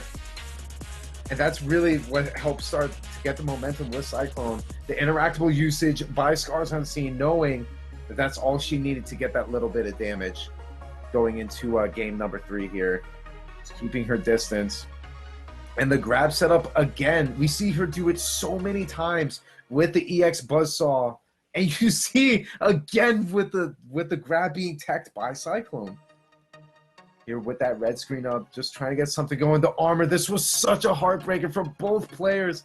You saw the panic by Cyclone when he fell asleep, but unfortunate, no punish, just she seemed to be in a standstill. Could have possibly even taken that set. Cyclone walking away with that victory, taking us to a game 5 where he ultimately did much better and secured the victory in the set. That was nothing short of amazing, guys. And hopefully these next matches can give us equal hype. Up next, we got Adonis versus Ilusions, and they're here, and we got ourselves a match. Ilusions going with Cassie Bay, and Adonis here going with Inferno Scorpion. We are seeing some variations tonight. God, my heart is still hurting right now, man. I need a second to recuperate. But here we go. Adonis going up against Ilusions. And it's interesting to see Adonis go Inferno. I know he's kind of an advocate that Inferno isn't as bad as people say. Although not the strongest of the variations, still somewhat viable. Looking for a little bit more of a zoning approach. And the EX low just letting it rip. Shades of Mitsu owns. Yeah, this is a variation that outside of Fatal 8 Day 0, I mean, outside of Bracket, that was the early variation where it was just, man, the damage off the mixes were insane. And wow, just ticking, it seems, doing a down 3 into the X-ray. Ilusions trying to send the message early. He says, I ain't falling for this early, okay? I want the advantage, and I want it now. And this is the last match before top 16 starts, guys. So after this match, we're going to get top 16 going, and we're rolling tonight. This has been absolute. Tell me Ilusions did a down 3 in the X-ray on block. I mean, did I say, oh my god, the back? He did. Is this Adonis or is this Mitsuo? Please. What year is this? What year is this? Is this 2017? Because I'm looking at Inferno taking Brawler Cassie on for most of her life right now. This is 2015, man. I don't know what you're talking about. I must be looking at the wrong calendar, man. I don't know what happened, but I am looking at Inferno taking a round off of Brawler Cassie right now. And really faring well. Adonis is going, and that is the mix. But wow, Ilusions dropping an easy punish from up close and baiting the armor. That was so smart. But the standing 3 and the little minion not paying off. Beautiful empty jump in on the block. Knew he would have gotten trip guarded if he hit a button there. Adonis pressing another button after down 3. That's something that you have to watch out for. As Ilusions is going to have an X-ray soon. If we see another down 3 X-ray work, I'm going to be speechless. Oh, comes off the breaker, those Ilusions. It closes out with the guns right after. None of them having stamina. That was actually a good read from Ilusions, reading that Adonis was going to press a button after that breaker. Very smart stuff. That's going to close it out. Ilusions is going to have one game. Adonis might not have to switch here. That looked pretty good.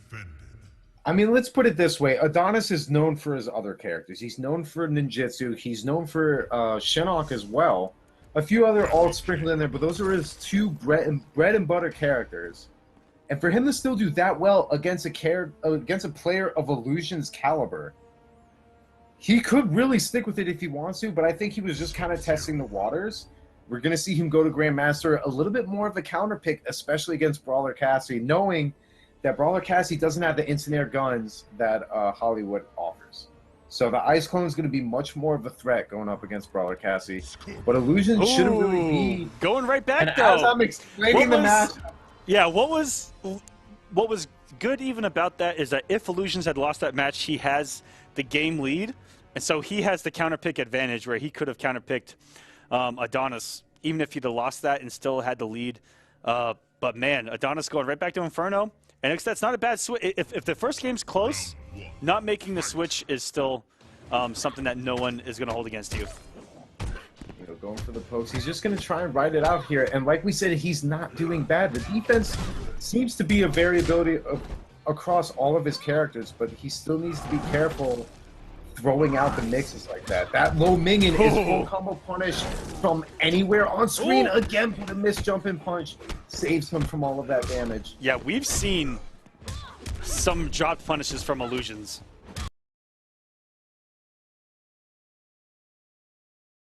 a breaker. That is just the definition of savagery. Another raw flip kick. And then just the mix. No doubt going to try and go for chip. The regular teleport on wake up to try and get something going. At the very least, keep himself out of that corner going into round number 2. Proves sufficient moral victory for Adonis. Oh, but a massive whiff, and this is going to give Adonis a nice chunk of damage here.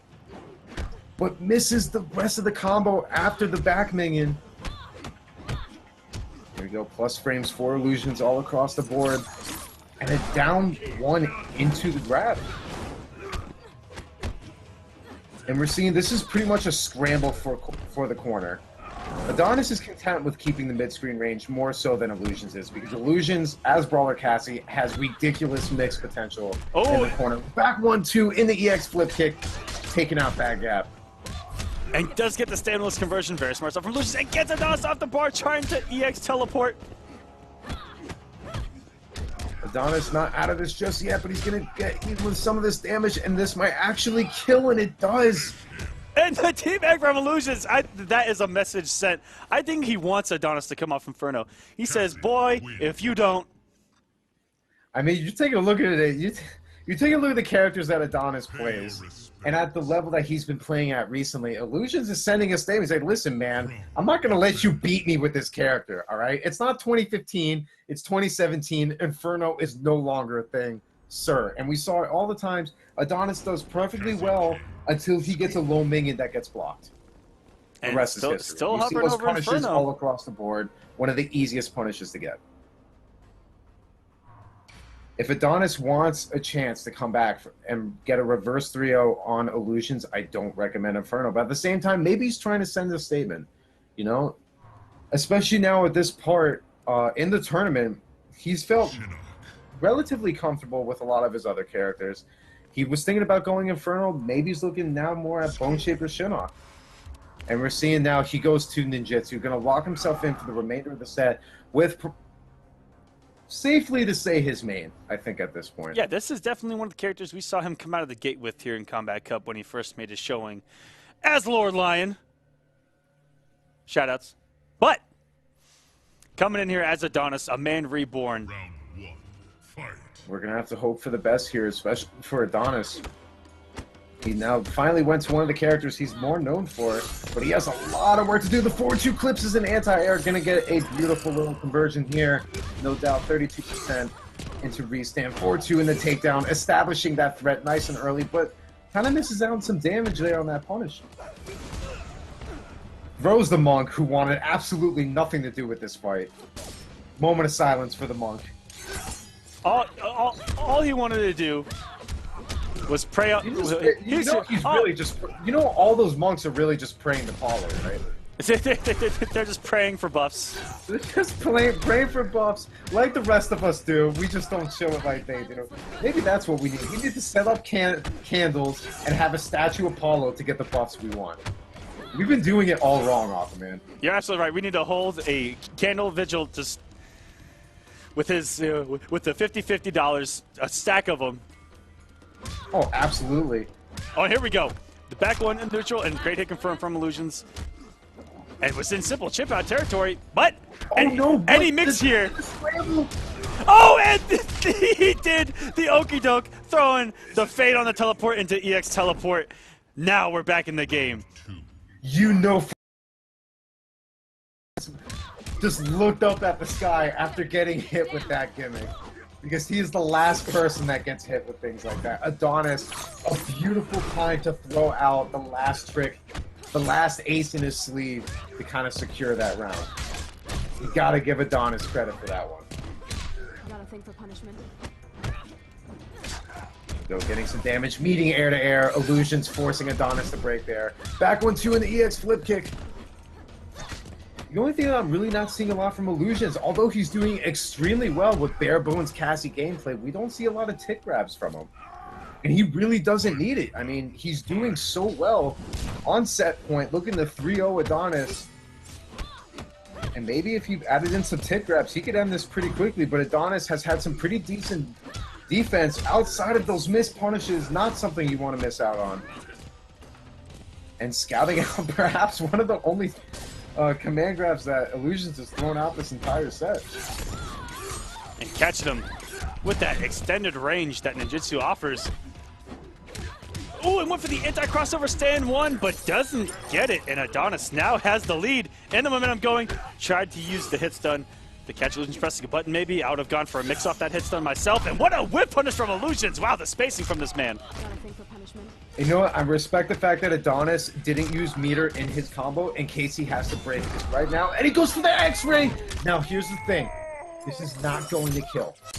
This is going to be very close, but if Illusions gets in on him, there's going to be trouble. But he is in chip-out situation. See the amount of patience, the staggers, the down threes. Trying to just stay away from the last bit of chip damage. Oh, and the teleport. Hello, Adonis. He's back in this set. Imagine, and bear with me here, imagine if he'd have gone ninjutsu from the start. Well, you know what? I think he was trying to prove something. I don't know what it is, because at the last few weeks of the Kombat Cup, you don't want to be risking anything, especially for Lion, who's been getting progressively better every single week and really kind of racking up those points on the back burner. You know, we don't see him too much, but we don't talk about all the points that he's been racking up, kind of just sitting silently. But we're seeing now he takes the game off of Illusions with ninjutsu. Obviously, he's locked into ninjutsu. Illusions, calm down. Illusions, we haven't seen this in an era, bro. Whoa. Maybe he's looking to go range for range on the normals, or maybe he's looking to go. That's a risky pick. That's a very risky pick. He's gonna stick with it. This is risky because of the air skulls. If Adonis so much as reads Illusions going for that, he's gonna get eaten with a teleport. Also, not to mention the back two. Pretty much all of Scorpion's pressure has a decent amount of pushback on it. The forward two alone, the forward two takedown, if he gets hit, knocks him out of that portal. If that portal's up and he gets pushed out, he's virtually a sitting duck. Yeah, and that forward two, if he gets a portal up, and if Illusions does anything that isn't going to trade with that forward two, I mean, that is a free breaking launcher there through the portal. Wow, and a down three in the 1-2 EX rune. Here comes the trance. Gonna break it early to try to keep that portal from not being in play, but technically a punish on the block spear with the portal. Very smart by Illusions.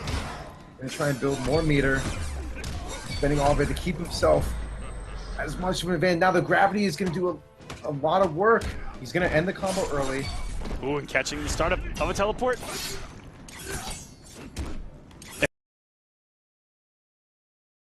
Actually has to respect those forward twos. He can't try to back two or simply string his way through anything, because that back two will armor break and launch, and that would have potentially spilled death.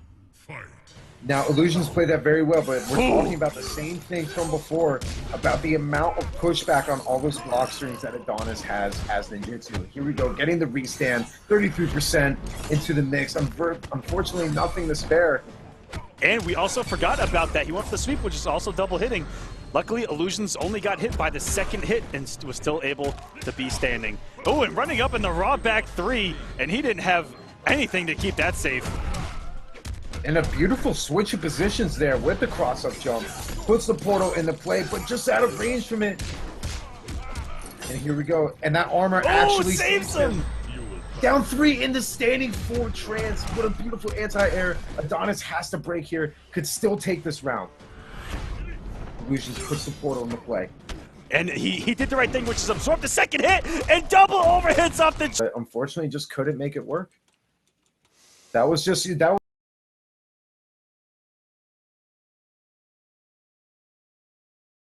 Illusions as Sorcerer Quan. He kept his composure. He knew the portal was not as much of a threat against ninjutsu.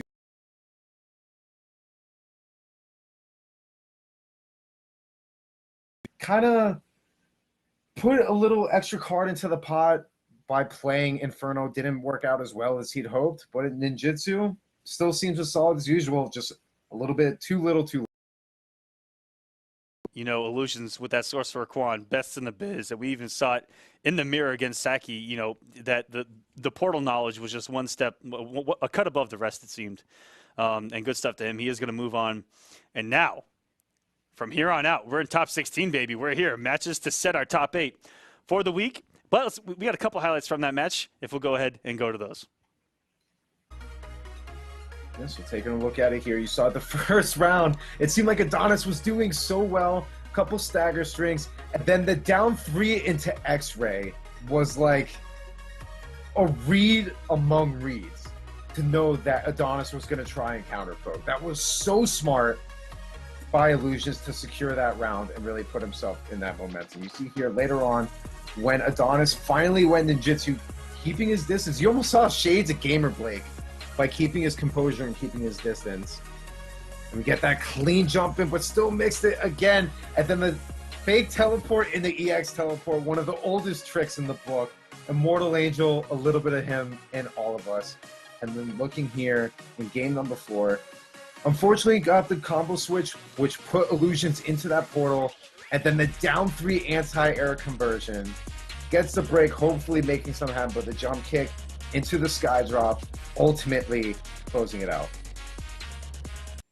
And up next, we're going to have, I believe this is a run back. What stopped Knicks' run is, I believe this exact matchup was we're going to have Emperor Knicks versus Semiij. And Semiij, who plays this matchup, it's just so hard for Goro to get things going against Melina, but Knicks even then kept it pretty close. And this still on paper should be crazy, but what are we seeing from Emperor Knicks? We're not going to see Goro? Whoa, whoa, whoa, whoa, whoa, no, whoa, put the brakes down. Next. First up, we have Tweedy and Deoxys. Wait, no, wait. That is Knicks. Wait a minute. Why? It does not go Goro. Okay. Yes. What am I missing? Yep. Am I missing something No, here? no, you're right. You're right. Why would he not go Goro? This is a really risky decision that he's doing right now. But, you know, obviously Semiij is going to go Ethereal. It's what got him this far. It's what's pretty much landed him a spot in the finals at this point, at the rate that he's been going. But Knicks is a solid player all around, even outside of Goro. Maybe it's just that bad of a matchup that he's not going to go Goro against Ethereal. Yeah, exactly. And, you know, going with Imposter, and we talked about it earlier, this is also who we see the likes of Dragon pick for this character. But Semiij, I mean, talk about matchup knowledge. I mean, what? Semiij has it all, and everything is happening right now. There's so much mobility going on the screen. And Knicks, if he can get the damage, he does not. If he'd gone for the mix, could have potentially put him in a killing position. And no reaction to the teleport from Semiij, and catching the backdash. Here we go. Emperor Knicks turned it. That's guaranteed chip out. He's just gonna go for chip. I do not believe that ball roll. What is happening right now? It's almost like Semiij didn't realize that ball roll is an option for Knicks when he does that move. That was 2 times in a row. He is 2 for 2 with wake-up ball rolls. Now Semiij getting some nice damage in the corner. The pressure so hard to deal with, not only as Ethereal, but when you're dealing with Semiij. This man is an absolute monster. Knicks going for a little bit of damage, just trying to get some chip in there.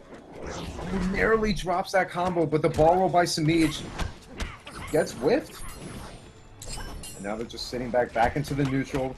This is a very aggressive matchup for Semiij. You see now using the meter only for his pressure. And just a heads up, if Semiij wins this match, he will guarantee himself in finals.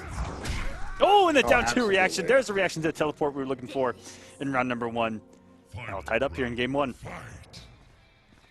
Now, Emperor Knicks doing surprisingly well as Imposter Shinnok, but he still needs to be careful with dealing with Semiij in neutral. We see now he gets the Hell Sparks, finally connects, and the trance goes for the quick 16% grab.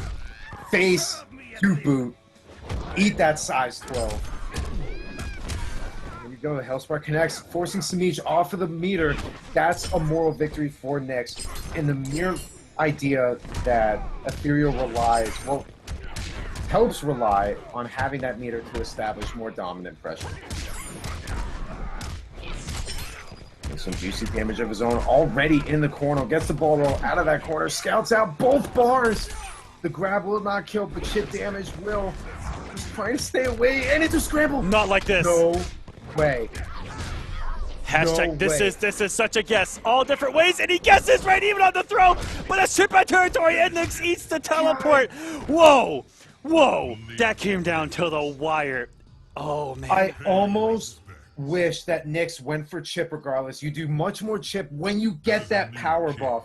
And he probably would have had the bar to spend it to chip him out. But maybe he just didn't know if it would or not. Goes for the reverse grab. And Semiij, being the brick wall that he is, to just tech that in the most absolutely sickening read of a back grab. That is, and Semiij already known for being, you know, just a wall. He's unthrowable. And in that kind of situation where you guarantee the 50-50 of a throw, and on top of that, if you rethrow and they simply press a button, you lose. There you go, very nice. Neither burning that house spark. Semiij goes up for a quick run into the grab. We're seeing now Emperor Knicks has the trance. Another tech grab. This man is just impenetrable.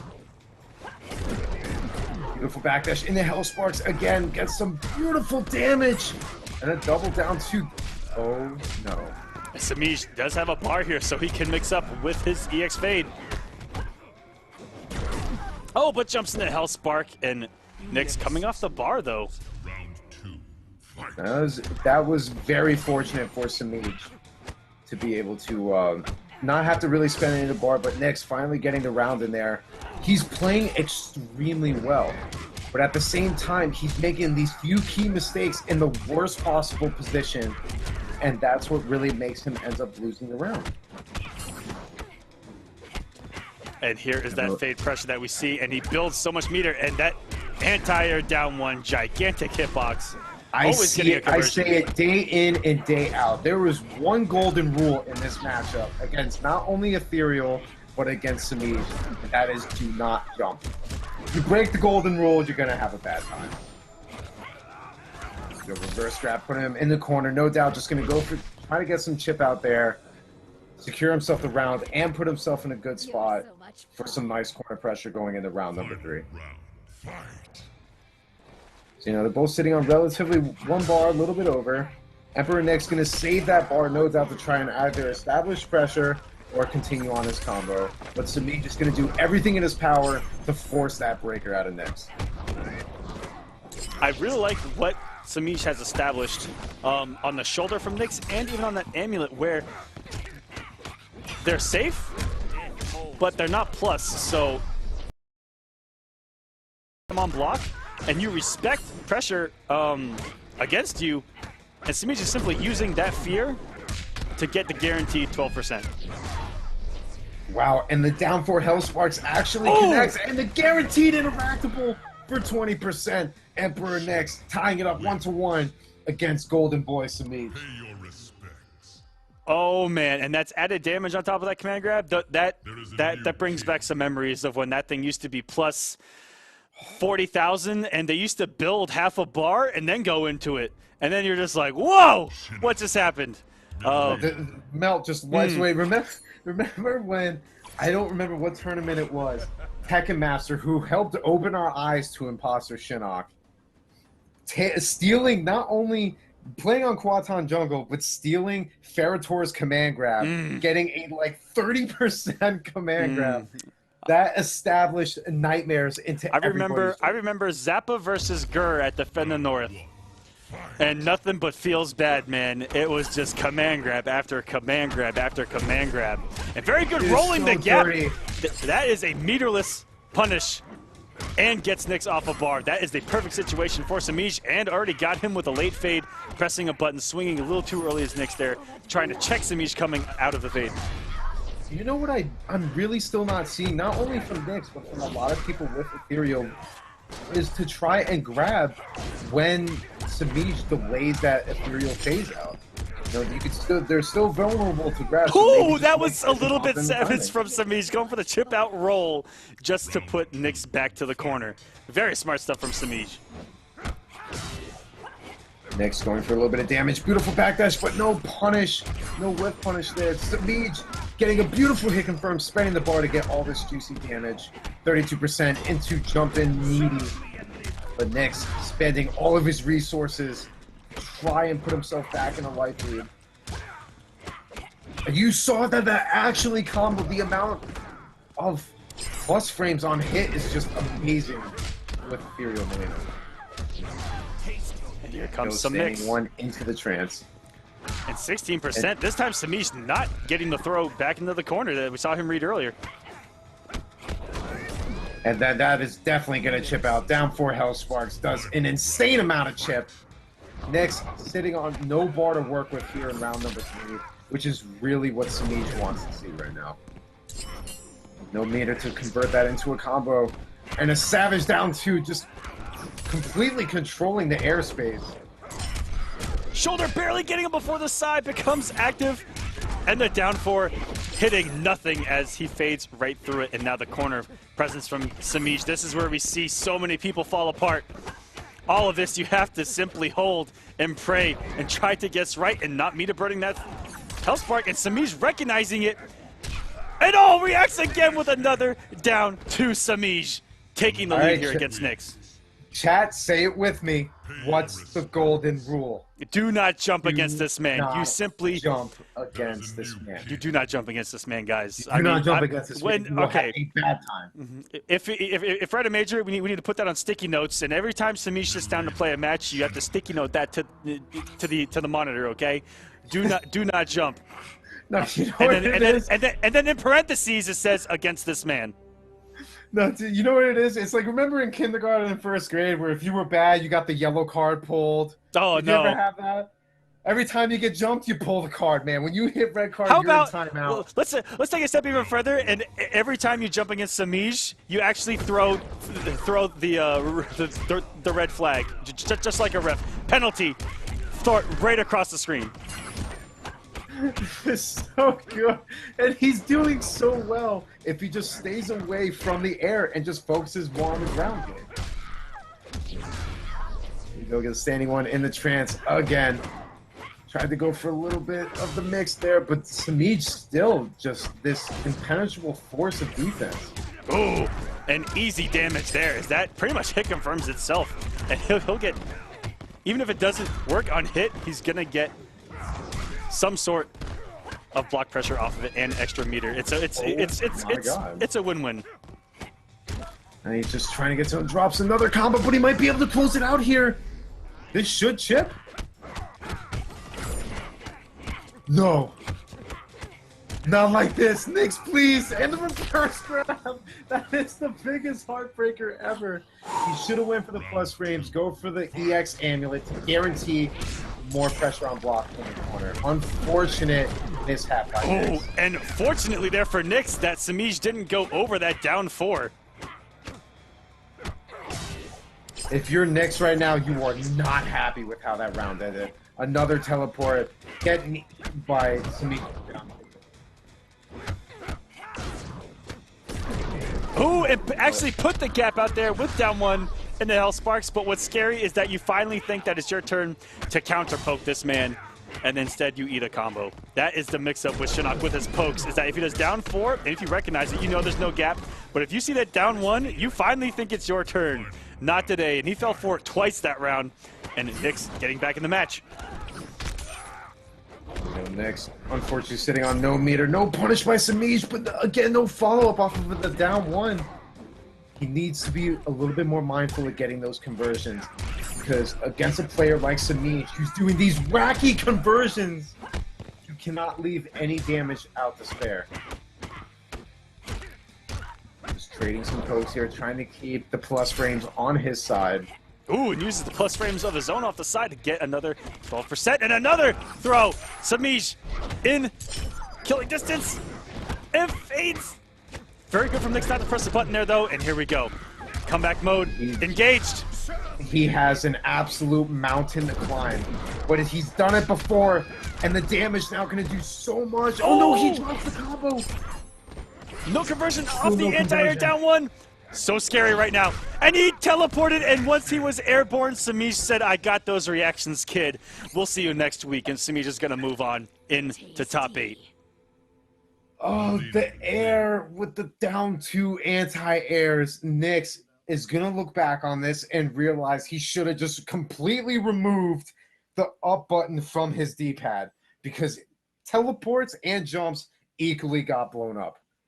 And it's unfortunate to see, because his ground game was very on point. He was spacing out Semiij every chance he get. A few missed punishes, but other than that, very solid play. But Semiij just proving to be the player that we've seen him be over not only this season, but last season as well.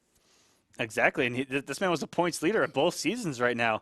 And let's go and take a look at some of the highlights from that match. So here we are looking into game number 1. Gets that trance. Finally gets a grab off after seeing it get teched so many times.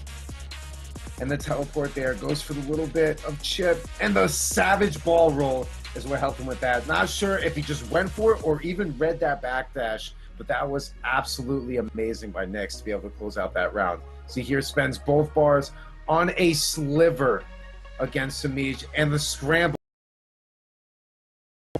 Jumping punch. And this was really what screwed it up for Knicks. Because he went for that back grab when he might have been able to just chip him out. And that's what Semiij was been able to steal that game. And here, hadn't really had the chance, but then the back 3 manages to connect. And this was another spot where Semiij stole the round, phases right through, goes for the chip. Knicks had the presence of mind to know he was going to do it, but the down 3 in the back grab proved sufficient by Semiij. Again, with the nerves of steel on that man. A down 1 here in game number 4. Just trying to feel him out, and the golden rule broken once again as Semiij down 2ing this man out of the tournament. And down 2ing his way into top 8 and guaranteeing himself a spot in the Season 2 finale. This man can just sit back and relax and just enjoy the show from here on out, because that man is going to Season 2 finale. But he wants to keep playing to hold on to that number 1 seed. And right now we've got Tweedy versus Deoxys, another spot for top 8 on the line. Tweedy finally winning Kombat Cup last week and looking great doing it, and he's trying to ride that wave of momentum here in week number 10. And let's see what happens. Here we go. Here we go, Tweedy, no doubt. Gonna keep his distance until he gets the life lead. And now that he's up close and personal, Deoxys, being assassin, hopefully gonna put that parry into gameplay to establish that threat early on. Tweedy missing that back 1. And that actually looked like a whip punish. Deoxys making the absolute most out of this opportunity. And that was shades of a tie with the beautiful little setup there. Goes for the EX fans, and you're seeing all of this damage. Down 3 in the fan. This is actually going to kill if he doesn't drop it. And a beautiful way to start this set by Deoxys. And that was a nice instant fan just at the very last moment. To build that little bit more meter. They go down 3 again, going to establish as much dominance up close, because when Tweedy can get the possess game started with that amount of mix and at the pace that he can do it at, Deoxys is going to do everything he can to keep that from happening. And 1-1-1 straight through those buttons. Tweedy needs to be a little bit more mindful of that frame data. He had it down 3 and went for a button afterwards. After his down 3 was blocked, Deoxys definitely not going to let him get away with murder this set. Go float into... And we see, for one of the first times in history of Mortal Kombat X, that X-ray got blocked, and Tweedy's going to take that and try to take this round from Deoxys. Deoxys not out of it, but doesn't respect the second demon coming. Can we get some hype in that chat for a blocked Katana X-ray? Okay. Tweedy is an absolute god for that. There is no way you can punish that on reaction. This man read it a mile away and was confident enough to just hold blocks standing up. That was insane. But Deoxys still has the corner pressure and is going to do a lot of damage. Connected with the EX fan. juicy, juicy, juicy 46%. Yeah, He's good. He's doing everything to keep Tweedy in this corner for as long as possible. Tweedy, no meter to work with here. and Deoxys has so much meter now, and even if you get some block pressure generated, that's going to do it. For getting them one, it doesn't matter if you are a god and block that X-ray. Deoxys still was able to now taking a lead over the Week 9 champion is Deoxys. Tweedy shockingly going down one game, even though he had his Game Genie plugged in and was able to block the unblockable X-ray. Insane stuff from these two. You know what Tweedy did? He blocked that and just totally threw away the mix. Oh, no. From Deoxys. That was the most brilliant thing I've ever seen. It's almost unfortunate that he still lost that game, because that was deserving of the win by itself. But Deoxys, if you're Deoxys right now, you need to take a step back and realize that even with that block, you won the match. So you think about how dominant that match really was for you, especially in the up-close game. So just trying to get some pressure in there. With the parry, just take himself very far away, interactable, gets punished by Tweedy. A little bit of damage there. You see now a lot of damage that Deoxys dishes out. It happens to be Chip. Spends both bars of meter to get in some nice damage. And here we go back into the corner where Deoxys proved to be dominant last time. Here's the pressure by Tweedy. Finally being able, this is probably the first time they had a chance to see Tweedy get some pressure going. Yeah, and you know, the blocks from Deoxys have been great. And you know, we talked about that golden rule earlier, is if someone's blocking too much, throw is a great way to open them up. And Tweedy opting, instead of throwing a 50-50, going for the throw there. You go, taking his time to back up. He knows he doesn't have the life lead. Pretty much sitting on Chip, but the beautiful Rising Demon. That was a read and a half by Tweedy there. Decides not to spend the bar meter, confident enough in his read to get that hit.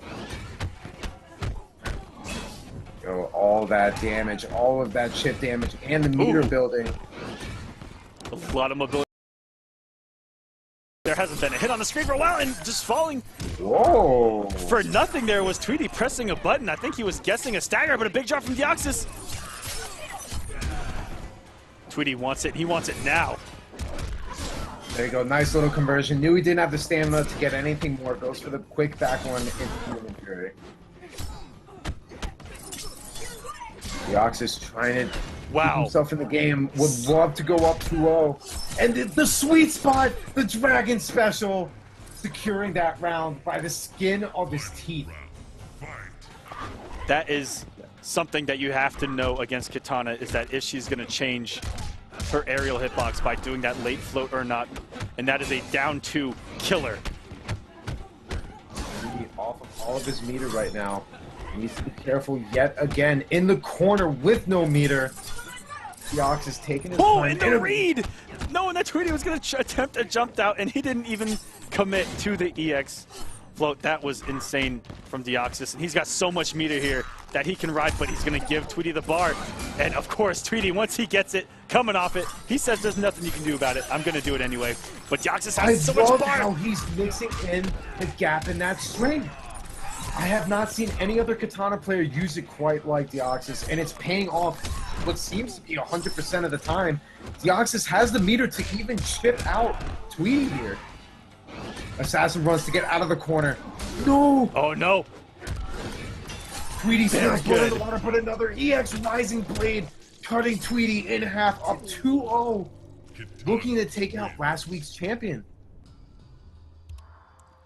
Very good stuff. Deoxys is just playing, and the word that we have to say is that the way he's playing is just incredibly solid. It's just incredibly solid play. I love that from Katana here, and he's been able to lock Tweedy down in that corner multiple rounds now, and it's been pretty frightening. And he's at the health lead and the meter lead, especially doing it. He hasn't had to respect Tweedy's wake-up armor much at all in this set, and the couple times that he has, you know, he'll take that 10 to 15% on the wake up to keep that corner pressure and to keep that health and meter lead, and he's been playing it perfect so far. And Tweedy needs this win and a win in top 8 to lock himself into the grand finals, into the Season 2 finale. I mean, you're taking a look at Deoxys. We've seen him multiple times in the past here in the top 16. This guy relatively well, but this is like a whole new caliber of Deoxys. He's sitting on a 2-0 lead right now over Tweedy, who was not only last week's champion, but is pretty much a staple in the top 8 here in the Kombat Cup. Not to say that Tweedy can't do a reverse 3-0. We've seen him do it plenty of times in the past. And he's definitely the player to be able to do it. And we're seeing now Tweedy starting to adjust to Deoxys by securing that dominating round without using much of his meter. Really the key issue here is his meter management, because if he's put in the corner, 95% of the time he's in the corner without meter. But has to spend the breaker there, going to do everything he can to kind of move forward and switch positions. Just as I say, getting a clean cross-up. Deoxys, knowing his dominant place in that corner, going to switch positions. Down 3 in the throat slice, and what is the mix? Just trying to bait out that armor. Very nice idea, but Tweedy trying to stay on his bar for as long as possible. Here we go. Forward 1, stagger into the grab. Trying to even out. It gets the clean jump in. Now, he has a chance just going for the unbreakable damage. And he did that just in case Tweedy decided to break. That's How very smart stuff. disrespectful does that get to get a back one like that? That was just a bitch slap if I've ever seen one. Here we go. Tweedy getting the armor. Just pushing Deoxys far away from that corner where he wants to be. And utilizing throw to its max potential here in the final round. He's gotten throw late against Tweedy. And his defense has been lights out. He's blocked everything so far from Tweedy in this potentially deciding game. I love what Deoxys is doing. He's not even contesting the air because he knows he's doing well enough on the ground to not take that risk. And what a down 2 from Tweedy, and that's going to hit everywhere. Tweedy's back in the match, guys. 1-2. Tweedy trying to make it back in the top 8.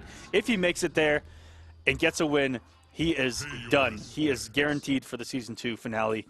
He needs this. He's going to fight and claw his way and try to reverse 3-0 this man who's played so solid and has shut down everything Tweedy attempted. And even in that final round, Deoxys blocked everything until he finally got opened up one time and the defense fell apart and everything worked for Tweedy. Now this is a... Deoxys is on thin ice. Because although he's still sitting up 2-1, Tweedy's the kind of guy where set score doesn't really matter. This guy is a strong enough player with a good enough character to really make anything happen here. We could very easily see a reverse 3-0 if Deoxys lets up at all. So even though I was talking about it before, that he wasn't contesting the air because he was content with that ground game, if he doesn't tighten up, he's going to want to start taking some risk here in an effort to close out the set before it gets any closer. Ooh, and a lot of throws himself earlier from Tweedy, trying to disrupt the block patterns of Deoxys. And there we go, throw again. Deoxys has been blocking everything right, so what do? You throw that man. If he's going to respect the mix, give him something else to respect. And finally a parry for Deoxys, but Tweedy not going to respect the threat at all, and all that damage just chipping away. Gets a walk-up grab, but he still has a lot of work to do. Down 3 through that demon push. Just trying to, at the very least, build up enough meter. Tweedy off of a bar and in the corner against Deoxys. Down 1 in the Rising Blades. Tweedy armoring right through that gap. Going to do everything in his power to end this match right now and put himself in a Game 5 situation. So many throws since taking that game as Tweedy. I like the mix-up that he's thrown in. And instead of going for the full stagger, the full potential stagger pressure and the full pressure into the demon mix-ups, he's thrown in throws so many times already. And the down 2, just to react to the whiffed DP attempt, and Deoxys came off the bar, and now Tweedy simply needs to armor his way into a game number 5. An overhead demon's coming eventually, but getting out of his Deoxys blocks it down 2, but no punish. And that is going to chip out even if he would have blocked. And Tweedy is going to tie things up here at 2-2. 1 game away from reverse 3-0ing and 1 game away from making it back into the top 8. This man is looking poised out of nowhere when his back was to the wall. And we were just talking about it before, man. Tweedy set score against this man does not matter. You see it here. As quickly as Deoxys went up 2-0, Tweedy immediately ran it back, and now we're sitting at a Game 5 situation where Deoxys is even considering switching variations, and he does. I believe I'm looking at Mournful. Is that what I'm looking at? I'm trying to see if I could see it up close. It's kind of hard for me to see it. Either way, he needs to be very careful. This is the crucial part where he's not out of it yet. If he's taken 2 games, he can take 1 more. But it's going to take a lot more than what he's been dishing out. And recently. it's Assassin, no, he does stick with Assassin still. Okay. So he still likes that parry. And you know what? And the few times that he's using that parry, it manages to work out. But maybe he just doesn't have confidence in the other situations. Go reverse grab. Looking like he's going to try and push him more towards the corner, taking his time. That looked to be a punish with the forward 2 string. Very smart about Deoxys. And what a reaction! What a reaction while walking forward to that teleport from Tweedy. That was a young man reaction right there. And actually getting clipped by the low. Deoxys taking that round away pretty easily. And now has a match point. Setup. He has a match point for himself after losing 2 games straight. And not believe it, just Tweedy. misses the down 1 conversion. If Tweedy would have committed, could have got some decent damage there in the corner. Down 3 in a reverse grab. Just going to do everything in his power to try to establish some sort of pressure, but Deoxys being a little bit slippery and getting the forward 2 to connect. This is going to be some nice damage. Well, keeps it a little bit more simple. Still 30%. And falling for the double over is Tweedy, but Deoxys didn't believe. If he would have believed, he would have got a nice combo again and back into the corner. You see he's trying to scout out that EX overhead. Doesn't scout it out that time, though. Eats it right to the face. But very nice blocks at the same time. Just ending the stagger early. Oh, and he's in a chip out situation, but he can still make something happen. Oh, and here we go! He doesn't block it again, and Tweedy is going to get hit by that unblockable X-ray. That came out of nowhere. I didn't even expect it at that point. And wow, Deoxys is going to take it 3-2 over Tweedy. And you know what? That was probably the smartest thing Deoxys could have done. Action kill. Instead of keeping it traditional, I respect it. I love it. And Deoxys is our first top 8 qualifier of week 10. Second top 8 qualifier. Second, Jesus, it's happening so fast. Semiij is in there as well. Well, that explains Semiij doing his normal thing. So now we have Semiij and Deoxys for our top 8 so far.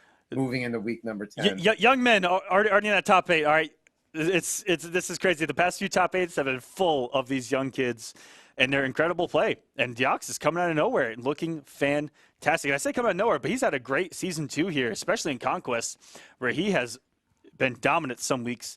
And let's go take a look at some of the highlights from that match. All right, so going into it, you see here in game number 2. The Rising Blades do not go punished, but then he just EXs right again to put himself in a 2-0 lead against Tweedy. And then here in game 5, the absolute Guile theme was playing. Chip out situation, goes for all the marbles, and manages to just narrowly kill Tweedy with the fun the blockable. So smart to go for the low option after the back 1 X-ray managed to be blocked by Tweedy. I mean, it was just so perfect to be able to mix it up in that right amount of time. Deoxys, very smart gameplay. Tweedy, notable value, had a great performance there in the top 16. Unfortunately, just fell a little bit short. And that's it. Exactly. Let's go take a look at the points after that match.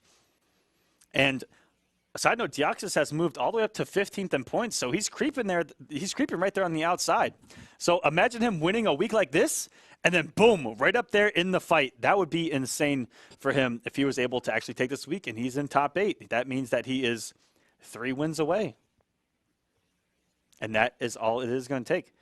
And speaking of creeping up, look at Destroyer creeping in the 12th place. yeah, and he was almost non-existent for the first couple weeks of season number 2, and he's been playing well again and getting back into the play of things. And up next we have Rewind, another mainstay of season number 2 here.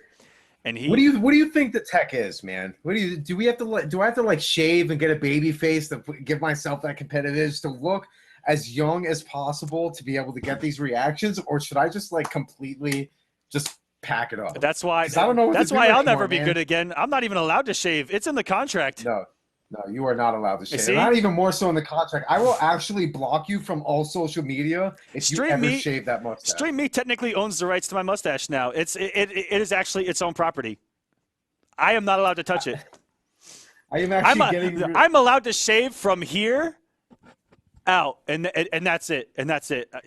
That's dangerous territory here. This is dangerous territory because if you clip just too close, it's gonna screw it up. Yep, done. I would just say leave it, man. Just let it rock. I was actually received word from one of the youngest in the chat, Dragon, that I am supposed to be eating mac and cheese in order to get the reactions that they do. Now here's the thing. Mac and cheese is one thing. I'm a college guy, all right? I have ramen noodles with hot sauce. I don't know what mac and cheese is. So you see all these other guys with their Lunchables, man. If that's the tech, I'm going to have to go shopping, man, because these guys, especially Rewind, who we're about to see in a second with Displacer Raiden, for him to have the reaction to do EX teleport and punish a whiff with a forward 1, that's something that no normal player can really do. And, and we're working on getting Star Charger in here. Star Charger is Rewind. Not young and like Rewind is, but the reactions that this man has is definitely on par with the rest of them. And more so, you take a look at what Star Charger, what he's more known for as Assassin Katana, are those fake outs when he goes for a string and cancel it into the parry. We see it 1,000,001 times by Star Charger. And what he really does is establish this almost unorthodox conditioning between how long he's going to hold up the parry for, and the threat alone almost lets him continue a string afterwards if he chooses to cancel. And he's one of the best in the business with Katana for doing that. And while we wait on Star Charger to get in here, we'll go ahead and take a quick word from Nevermind. Star Charger just showed up, and we're going to get to that ad after this match. That man showed up mid-sentence. Congratulations to him. Thank you for showing up, Star Charger, and we will get you guys this match. This is going to be Rewind and Star Charger going at it. 2 guys on that leaderboard for season number 2 here. And definitely quick shout-outs to everyone participating tonight. You guys have been really on point with getting these invites and getting out of the King of the Hills. Definitely big shout-outs to you, and shout-outs to the chat as well, as we have been sitting at a really good amount of viewers tonight.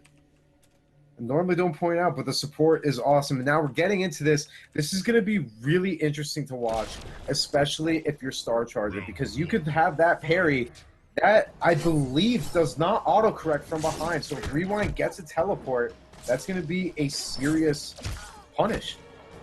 Now, beautiful tech grab there. Rewind still got that first hit there.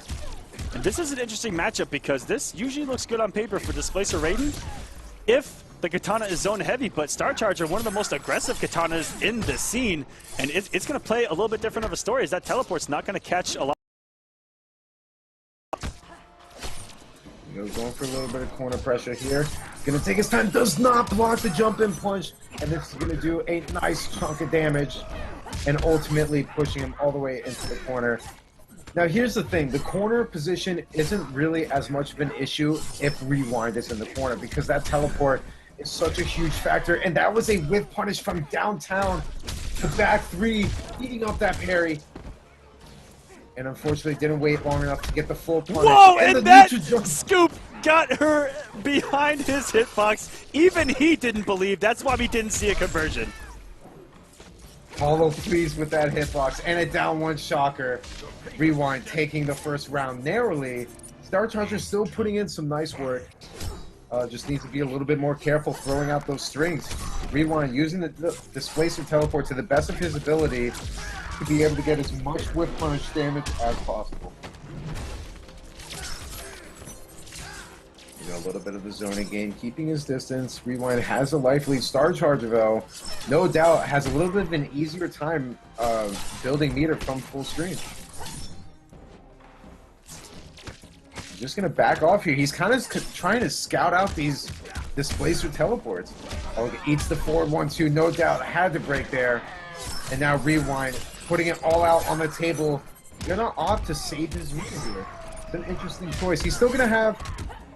He's going to be a little bit of a life deficit now, but he has 2.5 bars of meters to work with.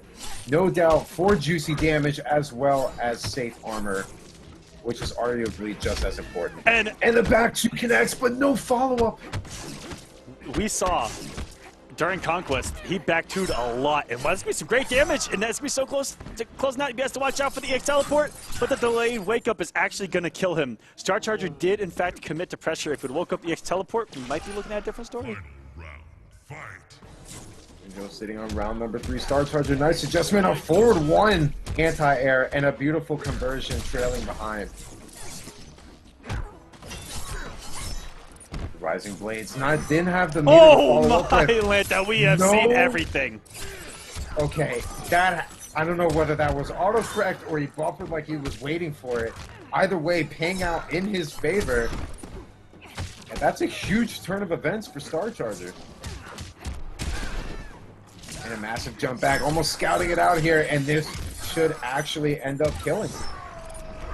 That's a neutral jump punch, and that is definitely going to be death. Star Charger taking game number 1 in a styling fashion.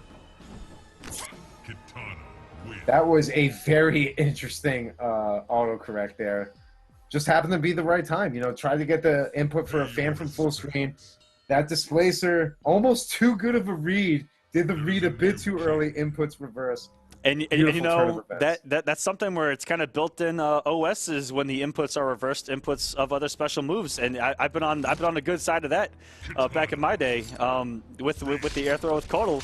Shout out to Paulo. But yeah, when that happens, very good from Star Charger to actually get the conversion because it can happen so fast. I know you wanted nothing more than to say rest in peace to Kodal instead of shout-outs to Paulo, but we're going to let that slide. I see the tear I am coming giving through the Paulo glasses, shout-outs okay? for making my air throw the reversed input of EX overhead. All right?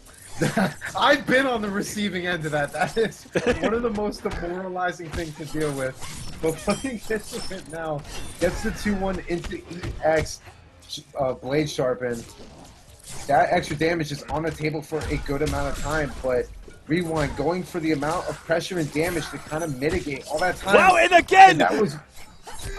again, just a special move instantly. And the fact that it was an instant air fan reversed input, how does that even happen? I'm starting to think we're not giving Star Charger the props he deserves. Maybe he's actually a god and baiting all this stuff out. I don't know anymore. I don't know what to say, because that instant air reversal input, please.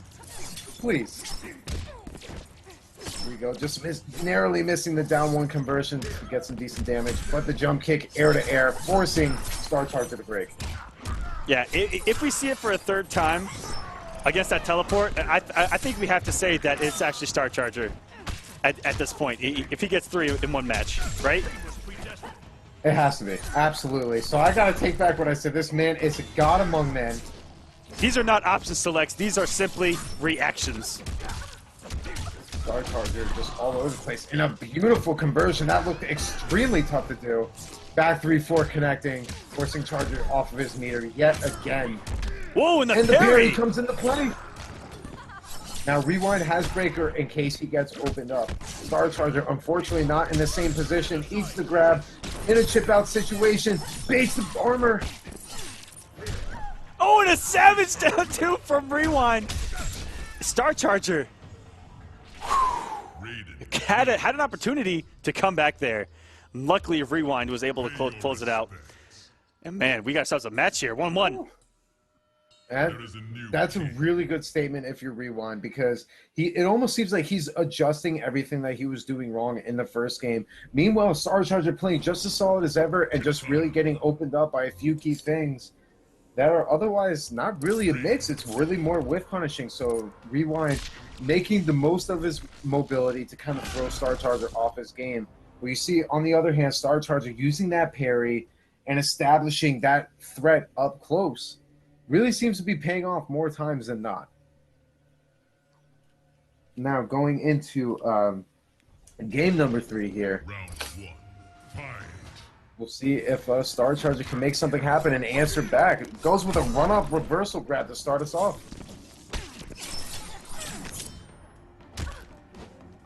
Very smart. He knew that Star Charger doesn't mind just letting the parry just kind of hang there. Oh, and a great hit confirm on... Fantastic hit confirm on the jump kick into the Superman to get the corner carry. That was a fantastic little mini conversion from Rewind. Oh, using the interactable and the plus frames. That is such a demoralizer when you eat a cross-up dive kick interactable and then you are incredibly plus. Back in the corner, in the back one, interrupting the string from Star Charger, but Star Charger's going to get some great damage here. Wow, look at all that damage. And it's not even over 32%. And he has to watch out. Rewind not waking up. Oh no, tried to go for an anti-air and had to end up breaking there. The air fan catching him. Star Charger stealing that round directly out of Rewind's hands. And got him off all the meter. Things going great. And what an anti-air forward one to start us off here in round number 2 from Rewind. Staggering this mix. Very well, not overcommitting, keeping himself sort of safe. You know, if Star Charger's expecting the whole string or things like that, those small mixes can become safe if your opponent is expecting full combo. Here we go. Great punish from Rewind. If he would have gone into Shocker there, maybe could have applied a hold on to the meter here just in case he takes this round. And never mind, a reversal EX Shocker. Never mind everything I just said. That was pretty savage. The guts on Rewind to just let that happen. Does that even have armor on it anymore? No. That was savage right there. You know what? All these youngins with their confidence in the reactions. Confidence in your reads is everything, guys. Oh, and Rewind dunking on Star Charger with that neutral jump punch. Yeah, us old farts are sitting over here. How can I commit to this mix and be safe? No, you have to believe and do the unsafe stuff. That's how you get ahead in life. These youngins have all the confidence in the world, and it just seems to be paying off, letting that back two rip. First hit completely whiffed, second one managing to continue on. Then again with a back two, Star Charger forcing the break. Keeping it as safe as possible. EX Vicinity Blast, no whiff punish. And a down three Shocker. That was, wow. That would have given Star Charger an opportunity to generate pressure. And if Rewind would have blocked, he would have had a bar. I mean, he was so close to having one bar on block, but if he would have gotten opened up, Rewind did have a breaker. Just in case, if he would have gotten hit, that was a tricky situation, and Rewind clutching it out with that down three Shocker. He's going to take the lead here, and Star Charger is now back to the wall if he wants to try to get into this top 8. Now, we've seen Star Charger come back from worse before, especially for someone like him who has, in my opinion, some of the best composure when it gets down to like really close games. We've seen it even at offline events. I've seen it myself with my own 2 eyes. This guy stays composed and actually has a good amount of clutch victories on his resume. So there's no... This set is still very much in anybody's hands. And the forward one, hitting everywhere. Rewind coming off the bar, getting the anti-air. Only is 26%, but with that throw, all of a sudden, comes a 38% combo. Now, if I'm not mistaken, you're looking at a little bit of impatience on Star Charger. That EX Assassin run is very uncharacteristic of Star Charger. But that's the pressure that he is known for. And gets a clean jump in. Rewind missing that anti-air yet again. Definitely regretting that decision. Switching positions, going for a meaty jumping punch. And the back twos all day long. and gets dunked on again with that neutral dunk punch. This might actually kill, and it does. Rewind on set point, looking to put himself in the top 8. That was insane back and forth between these two. Rewind getting the health lead, Star Charger taking it right back, and Rewind clutching it out at the end. And now Star Charger getting a little bit of momentum, starts off early in round number 2, gets him in the corner right where he wants him, doesn't have to respect anything on Wake Up, and just staggers him once again. Now he has to watch out for a bar here, but I like, he's keeping the pressure going. I like this, disrespecting that armor a little bit. You saw there, he's been doing relatively well in the corner, but Rewind actually, most of his damage comes from mid-screen. Very nice use of the EX Vicinity Blast there. Keep itself in the now. Has as much plus frames as he could possibly ask for right now. 1-1-2 to keep those plus frames going, but gets clipped yet again after no doubt trying to get another anti-air with that forward one. He really seems to be falling apart with establishing that air dominance, and he might want to consider backing off entirely with that. Yeah, we saw even in round number 1, he trying to get that teleport game going. Star Chargers landed a few clean jump-ins on that teleport in. There you go, 4-1. Doing, and more so the meter that he's building with all of these block strings and into the teleports. Puts himself in the corner. Star Charger could have easily canceled that and gotten some great damage. Instead, uses it for some plus frames, but still has a breaker. Wow! Okay, that is now like 3 for 3 on reads on that teleport, and he even read what he did after that teleport. What is going on here? Yeah, Star Charger confirmed God. God Charger over here with all the reverse input reads of a lifetime. Oh no, and the beautiful whiff punish, forcing Star Charger to break. In the corner with no meter. One mix is gonna do it. Oh no, and that's a punish. Gonna keep it nice and simple. And Rewind is your next qualifier for the top 8 in a lightning fashion. Absolutely beautiful by Rewind. There's really nothing else to say there. Star Charger had a pretty decent showing. There was a lot of things that he was doing we really didn't, that we don't really see him do normally. He started throwing out EX Assassin runs, which is not like him at all, and was a little bit too nervous to establish to occupy that space because of the displacer teleport that Rewind had at his disposal. And he went with the Star Charger special a little too late when that punish is what took him out of this top 16, trying to get in the top 8. And just like, yeah, the down one lift at the end, go unpunished, and that's going to do it for him. Rewind is going to be in top 8, and our next match for you guys is going to be none other than the man himself, SonicFox versus BKith. We get to see another Raiden on deck, but before that, here's a quick word from some of our partners here at the Combat Cup.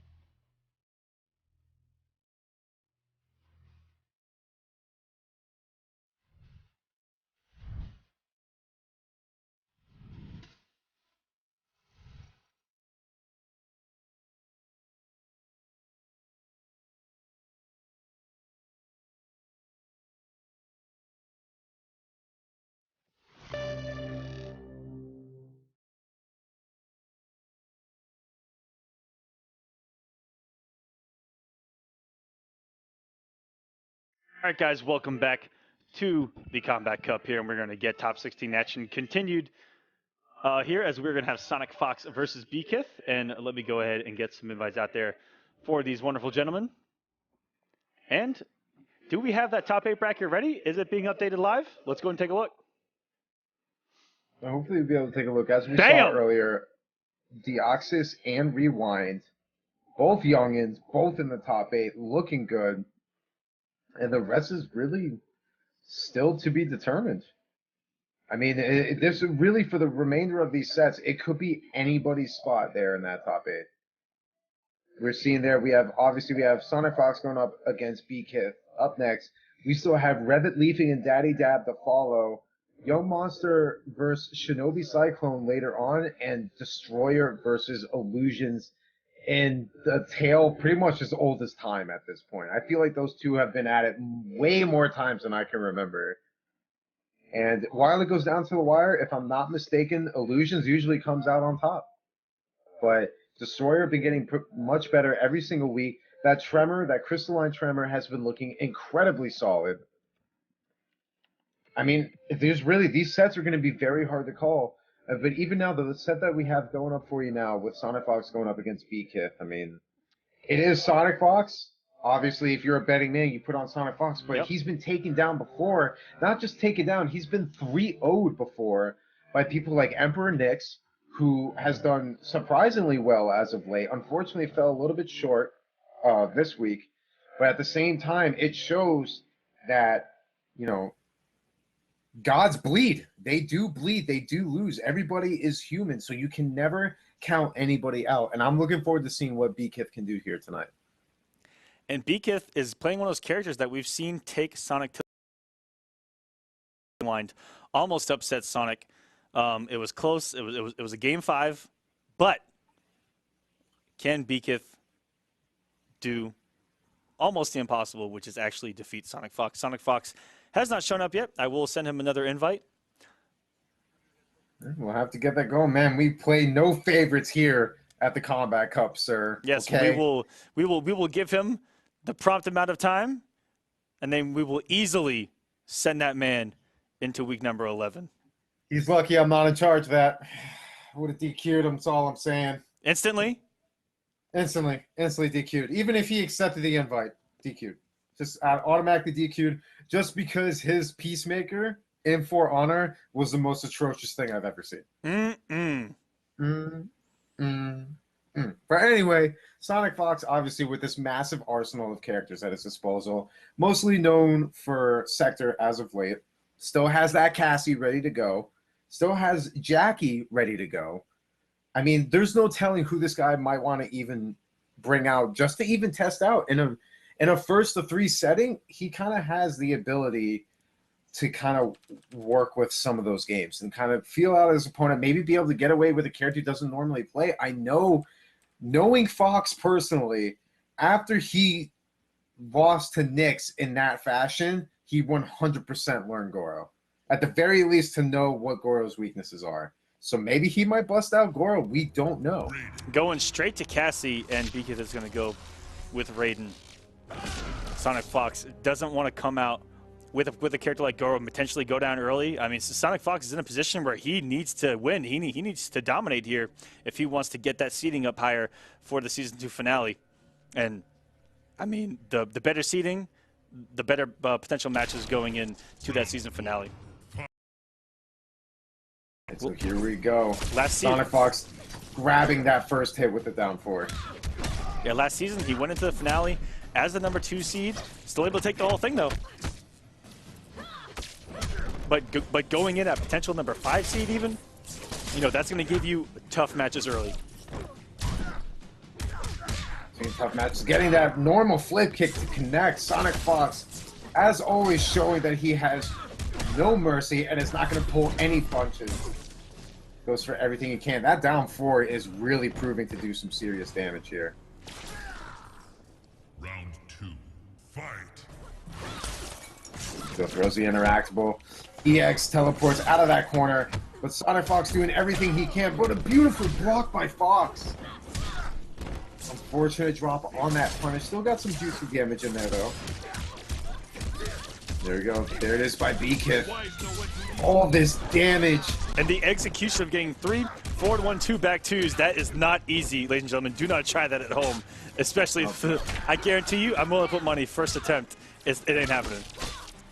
No, BKith seems that his execution very on point, and that's only a small factor of what you're going to need against SonicFox. SonicFox goes for the regular flip kick. BKith immediately blocks, punishes accordingly, forcing Fox not only off the meter, but into a situation where if he could manage that, the rest of that doesn't matter because Fox going with the forward 3-4 and overhead. Very smart choice by Fox. He was really in that position where he couldn't take a risk because if he went for a forward 3 flip kick and it got punished, he might have potentially lost that round. And even though he was sitting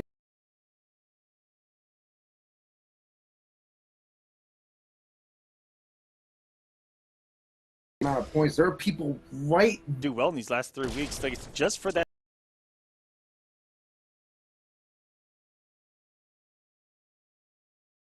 Was all over that drop. That is a rare whiff punish right there. That was so fast and such a quick recognition from SonicFox to see him drop that. Wow. There you go, the SonicFox dropping another combo. Oh, and that could have been a huge punish, putting SonicFox in the corner. Gets beat air to air. SonicFox going for the EX nut punch. What's the next? And 4-3-3 this time, getting that low to just sneak in there and secure the round. And a big boot right to the face. That's a very hard normal to deal with, as that thing will even crush lows if you try to outspace it or beat it early with a down 4 or anything like that. It will go over and you're going to eat some plus frames or a hard knockdown. And great conversion from BKith, and here we go. Has been so on point. And another big one there, and that's going to close it out. Anti-air down one into Shocker. But look how much bar SonicFox has here in round number 3. Final round. That is dangerous, but that was almost a flawless by BKith. I mean, that's got to say something. That tells him that he's really not far behind as far as how this matchup is going right now. SonicFox going to hold on to the bar in hopes to at least open him up here in the corner, and he does with the no mix-up. And another drop by Fox. Big boot for the plus frames. Jump kick, but no anti-air. Oh, doesn't watch his head there. This is going to do a lot of damage, no doubt. Oh, and it went for a little quick rise setup with SonicFox there. That was tricky. That was interesting because I've actually never seen him do that before. He had the ability to end the combo. Went for something a little different, and I think it just kind of threw BKith off of his game. But just the timing might have messed with it. Beautiful stuff by Fox. As we're so used to seeing by the young one do this well. Now sitting on a quick 2-0 over BKith. Really needs to make something happen. BKith looked a little bit better there by securing a round. But at the same time, he's still getting opened up by these strings that really should be blocked. That back 2 baton string, especially as Hollywood, there's no mix-up there. You just got to block low, so you have to be careful with that. And I like this from BKith. This man is thinking right now. He's going over every little situation that went wrong, and he's thinking of ways around it, ways to fix it. And that was a good, long thought right there. I like that from BKith, taking the time, because SonicFox is rolling right now. Well, he's going to have to make something happen. He's going to stick with the character at the same time. That will be his character for the remainder of the set. So needless to say, he's pretty much... He's climbing uphill with the wheelchair. And already off his bar, SonicFox, great stamina-less conversion. Now he's got some plus frames in the corner, but BKith disrespecting it. That was savage. Drops his combo, but wow, what a disrespect with that 6-frame forward 1. And great whip punish here. Didn't believe all the way, though.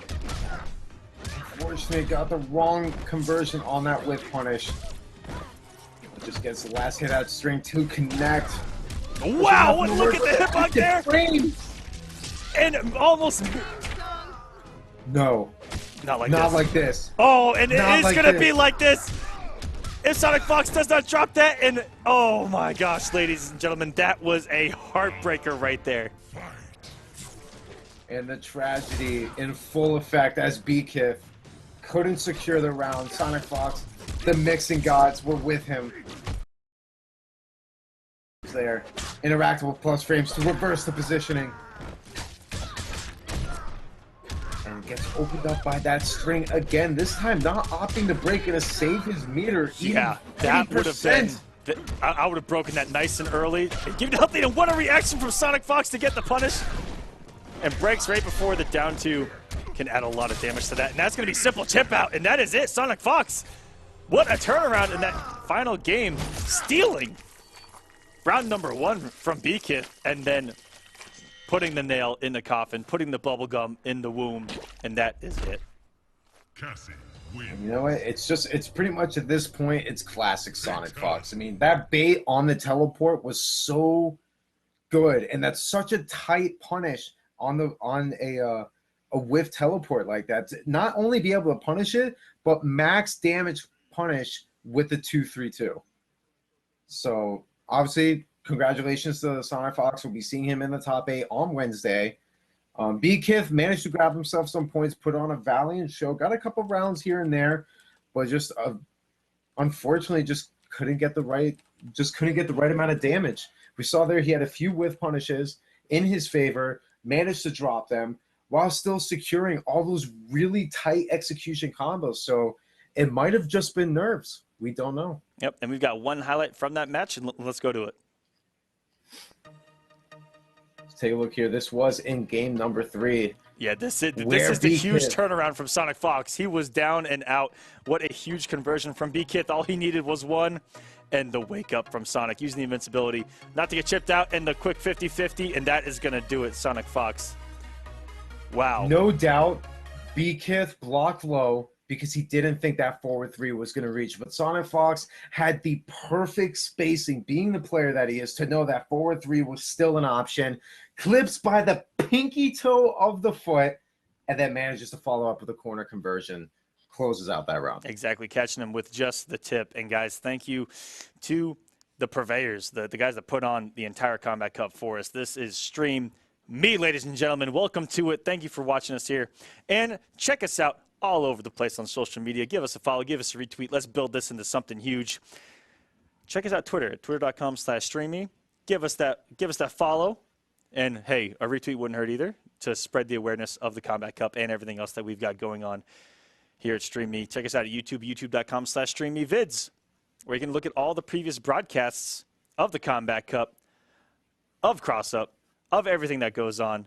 We've got the Guilty Gear series going on. We've got all the series going on right now. The FGC, this is a welcome place for it, guys. Check them out at youtube.com/StreamMeVids and Instagram.com/stream_me. And if you're looking to stream, look no further, because there's a sweet deal here, guys. It's so simple. If you guys stream on StreamMe and you get 50 followers, do you know what? You get partnered. 70-30 split in your favor. And there's extra chances at cash. There's leaderboards every single month to have a chance at extra money. And there's a lot of customizable options on the website that make your streaming experience nothing but the best. And you can personalize it. So that kind of goes in with the name StreamMe, because you can really be yourself on here. You look at all those custom avatars in the chat. You look at all the custom emotes. Guys have a lot of fun in that chat. It's a great experience for everyone. And the next match we're going to have for you guys is a run back. Daddy Dab versus Revit Leafing. Jack's lives matter. No doubt really wants to redeem himself from the last time these two happened to me. Revit Leafing definitely got the best of Dab. Even though Dab put a valiant effort on towards the end of that set, still couldn't manage to close it out. After Dab was on the verge of being 3-0'd, so he definitely started to come back. I saw him playing earlier, and he looks pretty good. He looks to be really on point, still rocking Jax. Has the sector at his disposal just in case, but I think he's going to try and stick it out here with Jax. Yeah, absolutely. This man is a Jax playing machine. I think he came off Jax early, and I want to say that was against Revit, and it did not look great. I can't remember the match that he came off Jax on, but he immediately went back to Jax, and it looked good. I mean, Jax is home for him. That's Bay, all right? He comes home. Mm-hmm. He comes home to Jax because Jax lives matter. And I have gotten to play this man before on Red Hot Sundays, and it is frightening to play this man in any kind of ground game. I mean, it's I mentioned a couple weeks ago, I don't know if it was last week, a couple weeks ago, this man is just walking down the street, and he's just whiff punishing things left and right. All right, spacing. This man is one with the spacing. He's a frame walker. Okay, all right. We all know Blade is a day walker. Dab is a frame walker. All right, he is in there, and we're waiting on Revit. He has joined us here, and it is going to be Daddy Dab versus Revit Leafing here for top 8 of Week 10 of the Combat Cup.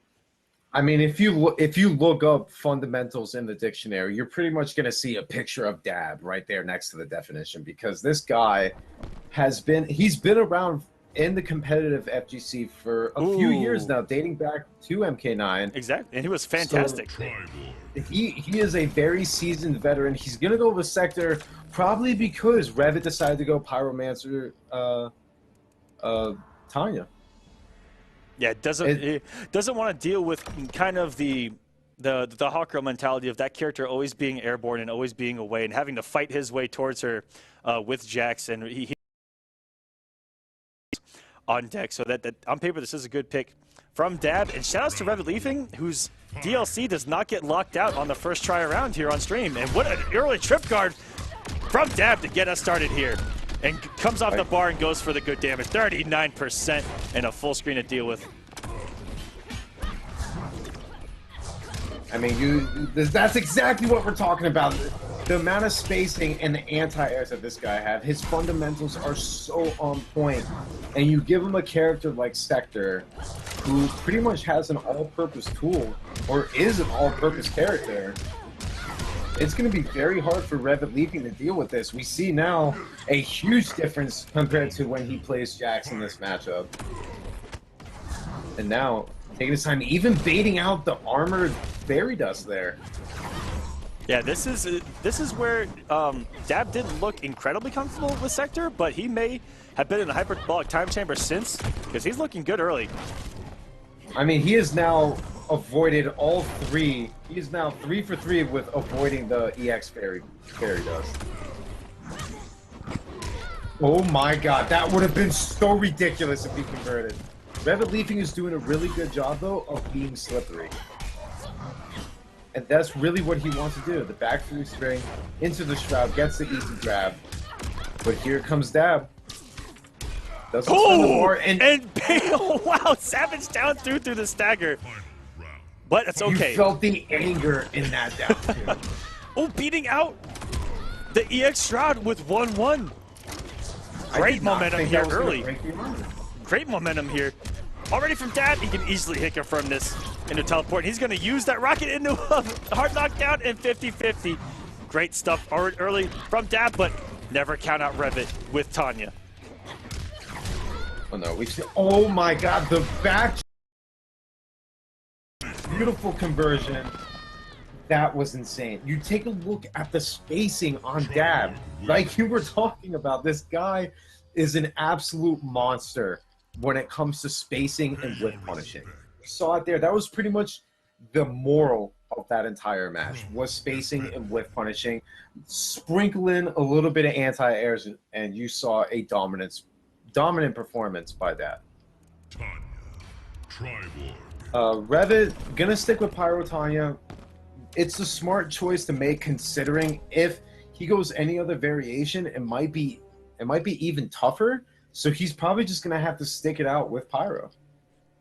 Yeah, Dab, obviously. Exactly. Obviously, I mean, he's been doing so well. Even has so many other tools at his disposal. We haven't seen an EX flamethrower once from him, just because his ground game is so on point. He's going to do everything he can to reserve his meter for when he really needs it. Oh, and trading on the air there, that would have been huge for Dab, as he would have got a great teleport combo off that, and eating the charged overhead into a full combo. Oh, and it actually blocks the air tornado kick. And eating the charged overhead again, and that's going to do it for Revit. That is a quick round off 2 charged overheads. And a lot of people looked for that cancel. Revit just letting her rip. This is an episode of Beyblade all of a sudden. All those plus frames. Didn't have the stamina to cancel, but no punish by Revit. Jumping back, taking his time. Dab wants nothing to do with it. Beautiful down one anti-air by Revit, but no conversion to follow up on. Oh, look at that chunk of damage from the Fairy Dust. EX Fireball taking what seemed like 25% of his life. Fairy Dust. Try and quickly close out this game. Dab is not going to let that happen easily. Oh, and baits out the only bar of meter that Revit had. Oh, the down and another two. Down two. Perfectly killed Dab there, and Revit turning things around, not letting that first loss bother him one bit. And this kid is mentally strong here in the Kombat Cup, and we saw him have insane comebacks in Conquest this week, and he is on a roll. I mean, his match with Newbie was one of the craziest sets I've ever seen. Where, oh yeah, I mean, he was put in the grave. They already put their dirt on him, and then you see his hand poke out of the ground, and he was able to dig his way back out. And this man is here to play, guys. And you know what? And you really wouldn't expect anything else out of these two players. I mean, Revit leaving has been one of the staples in the Kombat Cup, along with his brother as well. But Revit really has a impressive resume at his hand right now. He's taken out a lot of great players, gone toe-to-toe with some of the best. I mean, it's strong enough to say that really he shouldn't be rattled going up against anyone at this point. But Dab, on the other hand, has had a decent showing here in the Kombat Cup, but he's had a few bad beats. But you look at him now, who's been doing very well, finally uses that EX flamethrower, and that's what we're talking about. And you know, that's something that you see a lot in other games, but not a lot in Mortal Kombat X, and that is throwing out these normals into a buffered special. So no matter what, if that anti-airs, full combo. If it whiffs, the teleport doesn't come out. That's something you rarely get to see in NRS games. And he's been doing really well with Triborg standing 3 in a teleport, but he's eating a lot of these down 2s up close. Oh, just misses the standing 3 anti-air. No doubt that was 2 by Tanya, catching that backdash, putting the purple shroud into play, and thus getting some nice chip damage out of it. And you see Revit just being as slippery as ever, building some insane amount of meter in the meantime. I love that teleport when he fakes a cross-up and does the teleport and baits out an anti-air attempt. I love the little things that Revit does with the movement of Tanya. This man moves better than anyone you will ever see play the game with Tanya, let me tell you. Puts that purple shroud into play, and the interactable not only evading the pyro ball, but also getting rid of that dust as well. Did you see that it looked like it actually exploded and still just didn't count? It just negated it. He must have timed the invincibility frames on the interactable absolutely perfectly. Revit catching the backdash again, and this time putting that dust to use, doing some nice damage. But here comes some nice damage of his own. Dab spending the bar, getting the hard knockdown for 36%. And just gets the grab. Revit now up 2-1 on Dab, sitting on set point to put himself in the top 8 yet again. We're also seeing one of the things to really note is the use of Revit with that forward 2 catching Dab's backdash, what seems like 2-3 times in a row now. So Dab really needs to be careful with those backdashes. Revit making good use of probably one of her better normals with the amount of range that it covers. Pyromancer really going for more of the full screen game. Still has that nice zone control with her forward 2. Definitely something Dab needs to be looking out for. Yeah, and you know what?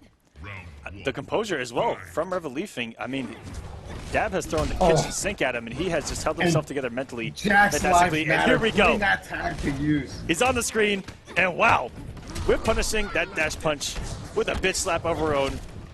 Yeah, I can't remember which normal it is, but I believe one normal from Tanya is actually named bitch slap. Oh, 100%. I actually think it's a standing one. I'm 90% sure it's a standing one. But this is exactly why Dad didn't go Jackson in the first place. And early, he has a lot of trouble dealing with the zoning. Yep, and the mobility from Pyromancer. And you see the conditioning from Revit with that charged overhead early, was able to open up Dab with the low there, and the momentum fully in Revit's court now. But he's pushing Revit into that corner. If he could manage to change positions, but that overhead cartwheel securing the round for Revit. Not only is Revit sitting on set point, he has a couple of bars to work with, and he has all the space in the world to work with. There you go, trying to get a little bit of a follow-up there. 4-3 into EX overhead. Dab pushing him from mid-screen directly into the corner. And that was a beautiful EX command grab. Uses the armor, even switches positions, but Revit quickly getting out of there, knowing Jax is an absolute animal in the corner. Dad, taking his time, knows that he has the life lead, can afford to eat some of this chip, but not forever. You see it already, kind of watching his life lead just tick away.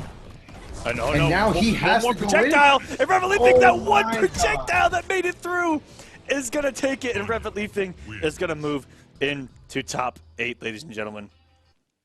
You know what? They say that patience is a virtue. Patience really ended up being his curse. He waited a little bit too long and was almost too comfortable taking all that chip damage, and Revit, by the skin of his teeth, manages to close it out with that trade and becomes yet another qualifier.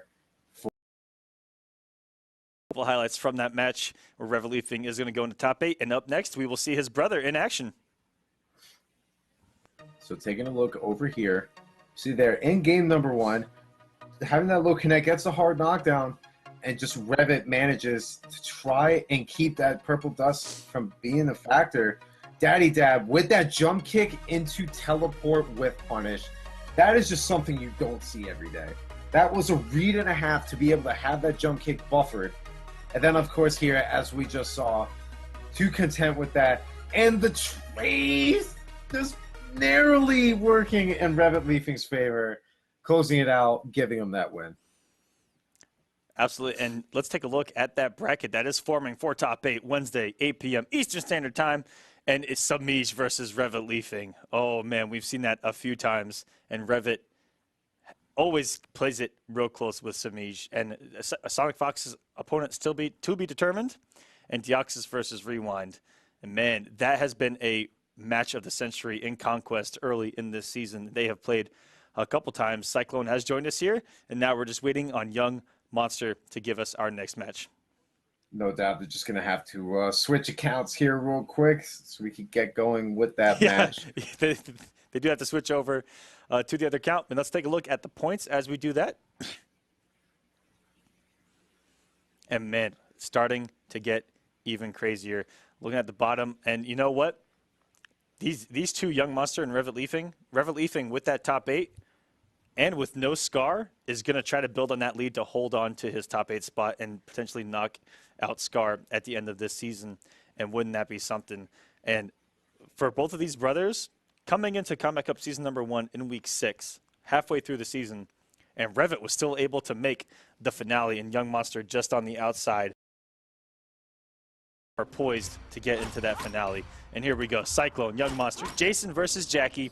We've seen Jason give YungMonster a little bit of trouble, but never the icing on the cake. Was never able to take out YungMonster. And this is going to be Jason trying to find his way in for most of the match, unless he finds himself cornered where he's eating mix and eating big damage. But when he gets in, boy, does he love those hugs. He's going to take his time, no doubt going to keep himself at a mid-range where he can whiff punish. And YungMonster, but YungMonster went shotgun. Yeah, he's not going to opt to try to zone out Jason. He wants to play the post game and stanky legging. Cyclone trying to get out of the corner. And he's going to do some great damage here and go for the mix. 36% into the mix. And oh, Cyclone's going to have a huge damage boost here. Good block from Jackie with a backdash. Barely getting over it. Scramble, that could have been everything that Cyclone needed, but way too many drops. And YungMonster not only securing the round, but ended up switching positions, but the teleport started. Yeah, we know the damage that Jason is capable of that low on health. I mean, I've seen 4 hits, 55%, and that's with no bar. This man can do a world of damage, and great low profile from YungMonster. That is one weakness of Jason's incredibly approaching back one, is that if you have a low profiling poke, it is fantastic to stop him from approaching you. And good block on the overhead low. Getting the red screen up again, and has him cornered. It's a jump kick, and then just getting the down one to keep Cyclone away from him. Oh, and put up the armor. He wants to close this out now, and getting out of that command grab. And out of the down twos, and this is going to put Cyclone in a terrible situation where he is going to have to potentially die here. Wow. I cannot believe what just happened. I cannot believe. Why would... Okay. Another The day, armor, another beatdown. maybe that's went way differently in his head. Maybe he meant to go for a red screen and hit the wrong button. But either way, doing that armor, regardless of whether he wanted to, was the nail in the coffin. So much whiffed from Cyclone. So much. YungMonster had too much life for... Even if everything went perfectly for Cyclone, he was not going to be able to kill YungMonster by the time that armor went out. He evaded. So maybe that was just a misjudging. He was able to dodge everything, and Cyclone threw the kitchen sink, the kitchen, the bathroom, the living room. He threw the apartment complex at him. This man, and YungMonster just got out of there. I mean, that was the 5 Ds of dodgeball at its finest, guys. Dodge, duck, dip, dive, and dodge. And he got out of there. Sir. This man was dodging bullets like Neo in the Matrix. He was dodging, ladies and gentlemen, and he finds himself up 1-0 on Cyclone. Now, Cyclone was still in the game for the most part. I had a few unfortunate drops in that first round. And then the rest was really just pretty much history. You see here, he's working his way in while still trying to keep somewhat of a distance to stay away from Jackie's normals. But that mid-screen shotgun blast is a serious problem, and he needs to be careful. And then Cyclone just not letting... He's just letting go of block at that point. Didn't realize the corner is not where he wants to be. Takes the round deficit, excuse me. Starting out the second round here with the back one command grab to switch positions, no doubt. And here comes that clinic. Armoring out, refuses, does not want anything to do with all those knees that Jason was dishing out. Red screen seems to do kind of okay, but at the same time, YungMonster's been doing really well with dealing with it. Yeah, he has gotten out a lot of low pokes, stopping the approaches. Even in the red screen, that's what scares. He was able to find his down one, especially in game number 1. And wow, the mix, quick mix from YungMonster. And utilizing the hit stun, getting the throw. He is using shotgun to its max potential right now. And this is just an absolute slaughter right now. Cyclone, unfortunately, just not being able to do anything. We're not seeing any tick grabs. And it's not because he's not trying. It's just YungMonster is doing such a close game where both characters are meant to be. And there's nothing else to it. Unfortunate, but at the same time, you take a look at YungMonster utilizing the mid-screen low shotgun blast as almost like a way to keep Jason away when he doesn't want to be up close. More necessarily when Cyclone has, when Cyclone is down a lot on life and has that damage boost to work with, that's when YungMonster uses that mid-screen shotgun blast to kind of keep his distance, hopefully trip guarding him and just letting the damage do the work. Yep, or catching a back one because you know when you're that low on health as Jason and that damage buff up, you're going to try to risk something to try to get in. Either it's going to be a jump, a back one, or a missed walk. Something's going to happen to try to get to that damage. Here we go. You see all the staggers now. Oh, doesn't get the follow-up on the back 3 up 1. Nice backdash, but a standing 1 anti-air by YungMonster into the restand. Here's that mix. And it is still not your turn, sir. Finally down ones right through it. And great counter poke with stand 1. And caught Cyclone, I think, pressing another button off that down 3, it looked like.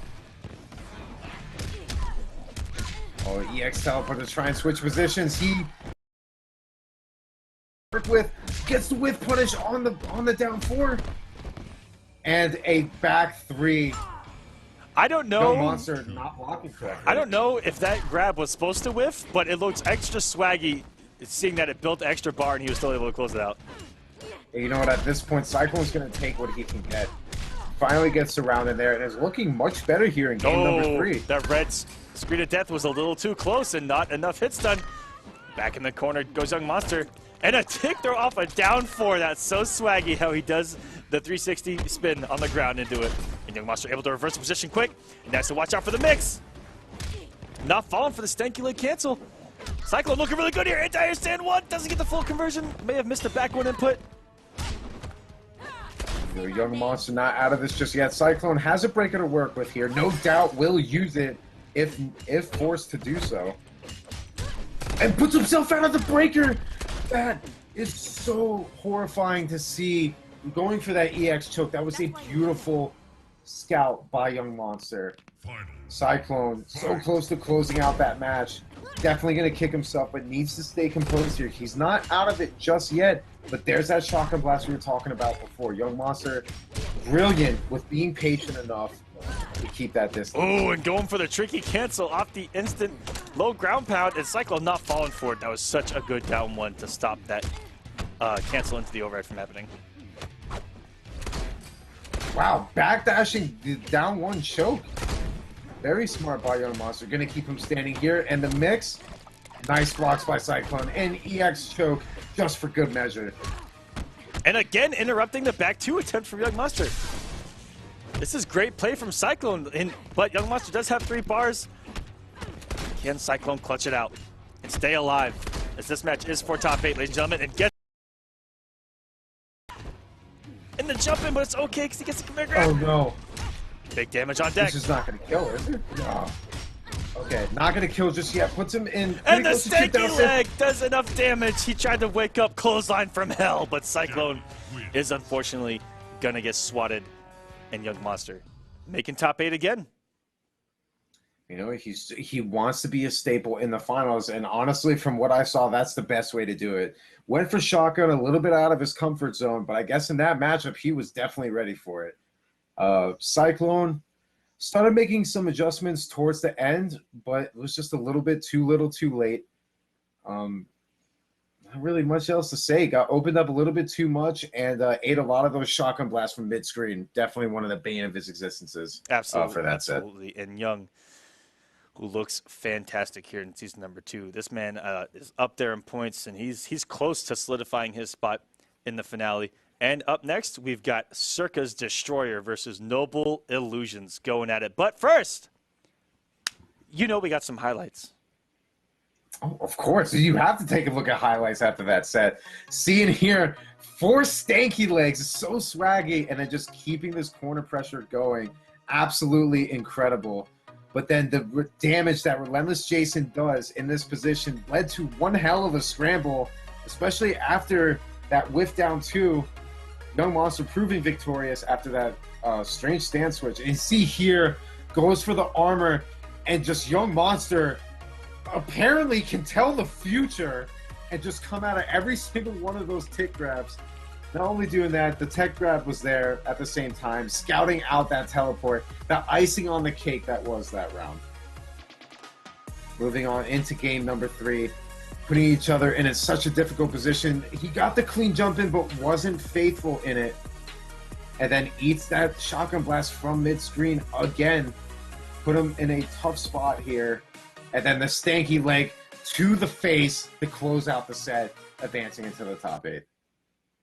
And we've only got 2 matches left. The players have been invited, waiting on Ilusions to show up. And while we're waiting, guys, can I talk to you about Rousey chairs? Looking at these chairs, they are great. Do it. And, oh, man, I happen to be sitting in one, by the way. And look at look at this bad boy. She's incredibly comfortable. It's got the pillow that rests up against the back of your neck. This is a wonderful product when you're trying to game for these long hours or these long hours of casting. I think I've casted like 18 hours this week, and this chair has kept me nice and comfortable. It's a lot better than the lawn chair that I was sitting in before. So if you're looking to upgrade your gaming station, look no further than Arazi at arazi.com.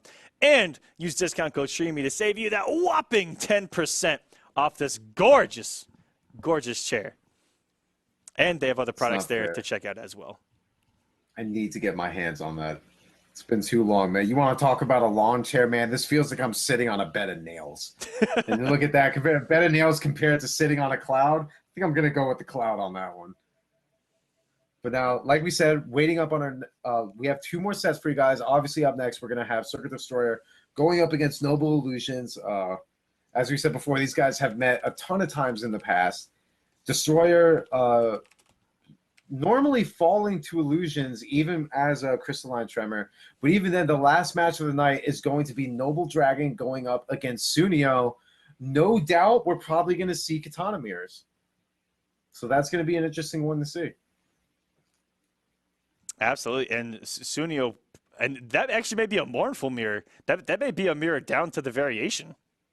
Very true, actually. I didn't think about that. Dragon is definitely more apt to all 3 variations. We've seen him use all 3 in a different amount of matchups. So if Sunio goes mournful, I actually might end up seeing Dragon go with Royal Storm to kind of reflect those glaives. But that's for another time. Here we go. We have Crystalline Tremor going up against Illusions. Warlock? He's tempting us. Way. He's tempting us right now. That's an interesting idea, considering that Tremor's block strings pretty much negate any portal that Sorcerer brings to the table. So you know what? I like this pick. I do like this pick. I think it's his best bet. Summoner might be an okay choice, but Warlock was one of his main variations back in the day, and it's actually really cool to get to see that here tonight. Yeah, and it was deadly. I mean, even to this day, deadly. This man, probably the Warlock Quan in our time of Mortal Kombat X. Oh, absolutely. Oh, just narrowly misses the hit confirm there. He's just going to take his time here. He knows as Quan, his defensive options are very limited. Down 3 in the scoop immediately at the start of the set. Very interesting choice. And I think he got a whiffed missed special there, because you almost never see a Quan go for stand 2 of all things, where he tries to swat the air with one of the highest highs in the game. And just trying to get a little bit of damage. Down 1 in the scoop again. The forward 1 poked between the eyes. Destroyer taking round 1. Ooh, and trying to come in with that back ninja kick, that Jean-Claude roundhouse. Down 1's right through that flex. And he's still going for these down pokes in the low scoop. Flex comes into play. Destroyer trying to make his move. Here we go. The mix finally working. Forward 4 connecting, and here comes some nice damage. Try to build a little bit of meter. I guess going to kind of stay with Warlock at this point. Yeah, that was a fantastic read on the close rune coming in, and that sky drop. No. Missing for days and eating the unsafe overhead. And now he's going to knock down to deal with and armor. Even if he hits Destroyer, he's not going to die. And just like that, Illusion should have known. That EX armor, he was not going to take damage. And wow. And that, if that's not a statement, I don't know what is. Spending more than 1 bar, get the swaggy brutality with a brutality that we don't normally get to see with that back 3-2-2. Yeah, that is now. Okay, let's give NRS some credit here. Tremor might have the best entire set of brutalities free in this game. Free, it's literally no question. This guy has a brutality for like 17 different things, and all of them they're all fantastic. Completely different. They're so good. But you take a look at, speaking of so good, you take a look at what Destroyer did in that match, being 2 steps ahead, putting the EX flex on to make sure that when his pressure came to an end, any amount of damage was going to be completely negated.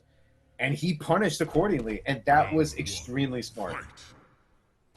You know, Illusions immediately going off Warlock Quan, definitely not liking the choice there if you're Illusions.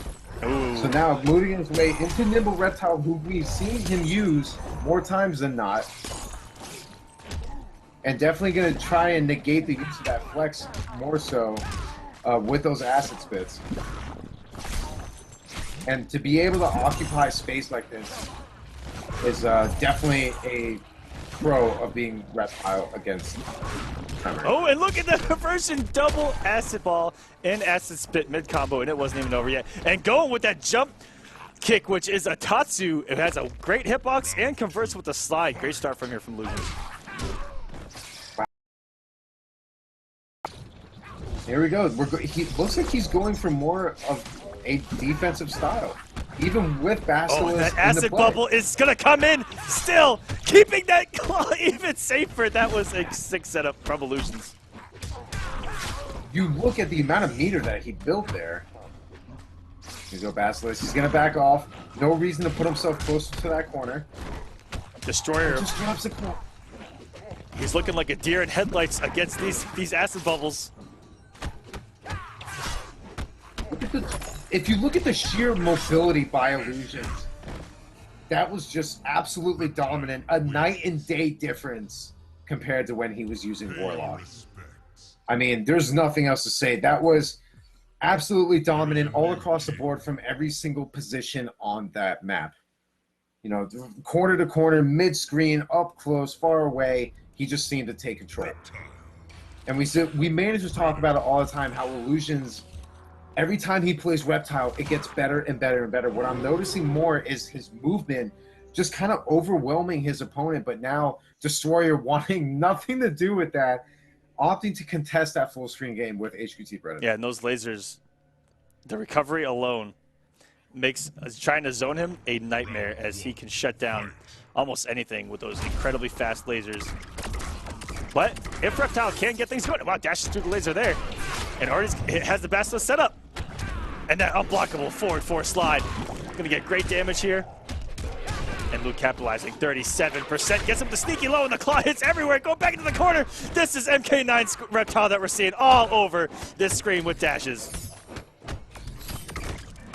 It's actually just such a treat to be able to watch something like that. You saw just how fast-paced you have to be, and that's not easy to do. Keep in mind, Nimble Reptile is rather execution-heavy, and I don't think a lot of... Wow, from Destroyer. Damage. That was swag if I've ever seen it. Destroyer is going to come off that bar and get some huge damage, but a drop. A great recognition from Illusions to close that out. Just about to say it. That was a beautiful use of his meter on the EX slide, narrowly closing out that round. But Destroyer is on to something here. He realizes that even from up close, HQT can compete with Nimble Reptile's pressure. Wow, even had enough time with the Smart Disc to jump both ways and still hit him for that. And that's twice Destroyer's dropped huge corner combos. And if he gets hit here, oh man, that would have been some Basilisk set up and force a breaker, and that would have been bad for Destroyer. Just like that, going into the final round, he's going to have no meter. He had to break. Oh, and Illusions wants this now. And no way. And the forward 4 closes it out. He just kept throwing the forward 4 string, and Destroyer falling apart in the corner. Predator is just helpless when he gets knocked down in the corner without meter, as that string will also break the armor if he tries the scimitar slam. Everything falls apart for Destroyer. Hashtag feels bad, man. Not like this. Destroyer with HQT Predator just slamming down that life alert button, looking for some help. Reptile just seemed to have all the options there against HQT Predator in the corner there. As you said before, that string no doubt will break the armor, and the EX straight missiles by HQT doesn't even have armor, so that would get stuck. It almost seemed like he just had to hold all of that damage. Yeah, he was definitely fallen, and he could not get up. He needed some help there. And Illusions. Go EX slide. Taking his time. You know, he really doesn't. He's been doing so. Illusions doesn't really need to take any risks. He takes the risk up close with the mix when he has that momentum going, but as far as getting in, he's not in a rush. Just tries to hit buttons. That is not your turn, sir. Ooh, and getting the whip punishes Destroyer, easily confirming into potential killing damage, and that is going to close it out. The Destroyer almost looks mad after the past couple of mishaps, playing so much better this game. Oh, EX Basilisk tries to go for the gimmick. Very nice presence of mind from Destroyer to know that that is not guaranteed. Here we go, goes with all these strings. Whoa, but Lou gets away with it that time. Very nice by Destroyer, knowing that Illusions cannot block with that Basilisk being active. Now uses both bars to try and get a conversion, trading both bars. Illusions breaking. Oh, and not getting the but no conversion. conversion. Yeah, Illusions. Speaking of conversions, a nice little conversion of his own. Oh, another down 4 again from Illusions. He's gonna watch out. Exactly. He loves to stack. Press the button after that claw on block. Afterwards to close out 2 rounds now with that to bait that out. You talk about defense. Illusions' defense has been very on point. And the setup we saw again, it had to confirm into EX Basilisk. Oh man, Illusions now has no meter right now. God, and just the blocks. And you see, he's just building that meter, waiting for the right time to use it. And got Beautiful the hard knockdown. jump kick there. And if he doesn't break, and threw right when he got that stamina back. So smart from Illusions. And all he needs is one now. And even now, he doesn't have to respect the reptile strings hit, especially the forward 4. And the down 4 is going to close it out. Illusions, 3-1, semi-comfortably taking it. And that was so smart by Illusions. You take a look at what he was doing before. Just literally just eating all of that pressure at the end, knowing, just waiting for the stamina to run out, and then that was his turn to finish it. He didn't need to take a risk and try to blow up the gap in that string. There was no reason to do it. And that's what comes with being a tournament veteran, is that presence of mind to know that you don't have to take a risk when you're in a position like that. So beautiful stuff. Destroyer, valiant effort. Unfortunately, knocked out early. But we'll be seeing Illusions on Wednesday in the top 8. And let's take a look at some highlights from that match. It was close, especially coming out the gate. Destroyer with the right pick, but Illusions pick back looking wonderful. See here, that was so smart with the EX flex by Destroyer to take that hit on purpose, and the swaggy brutal with just the icing on the cake. That was a read and a half. That was probably the best way he could have asked to start a set. And here we go, game number 2, when Illusions made the switch to Reptile, the conversion from the slime ball that was off screen, and then the jump kick into slide conversion, very smart. Then here you take a look at game number 3 with Destroyer with a very nice mid-screen conversion that I have never seen before in my life. It almost seemed like the Guile music started playing, he spent the bar, gets some nice damage, ends up dropping the combo though, and then Illusions waiting for the right time for that EX slide. Looking here as well, later on in that match, Illusions so close. This is where he put on that clinic. Destroyer had to break there. Illusions immediately putting himself back in. EX slides to try and keep himself in that position again. And this is really what you couldn't do anything about. It was either going to break armor or kill you. And that was just... You see the night and day difference. You know, I respect the fact that he tried Warlock Quan, but when it didn't work, he went to what I'm going to call his main at this point with Nimble Reptile. I got to play as Reptile in a lot of long sets early in development, and I saw how he played Reptile, and I loved his use of Basilisk. It's different from every other Reptile I've ever seen in this community, and I got to lab with a few of them. His use of Basilisk, full screen to enhance the zoning, and he will go for it every single time off a Claude knockdown. He looks for that. Keeps it safe doing the forward 4 string in the claw. Keeps it safe and on hit, gets the Basilisk, and he uses it to perfection. Backdashing getting out of there, and then simply using the slowdown to try to open up his opponent again, get decent damage, knock down, rinse, repeat. It's fantastic to watch. And here we go, guys. Noble Dragon to Siona to close us out, and Dragon not going for the mirror. Thank God we're not going to have a Katana mirror to close us out. KP somewhere in the world is absolutely triggered right now that I just said that. You know what? It's it's for the greater good. No one wants to see good. Katana on the screen, and everyone can tell him that I said that. Here we go, Sunio opening up Dragon with that back three. This is going to do a lot of damage. God, and a juicy 37% 4-1 bar. Jumping punch into grab, keeping it nice and simple. I like it. I respect it. Having trouble almost like warming up. Sunio going for the shadow kick just to close.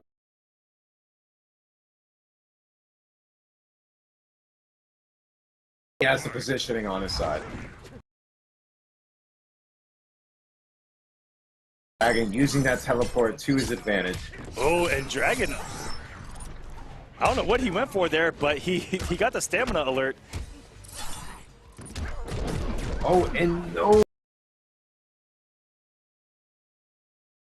air by Sunio led to all of this damage that Dragon is dishing out.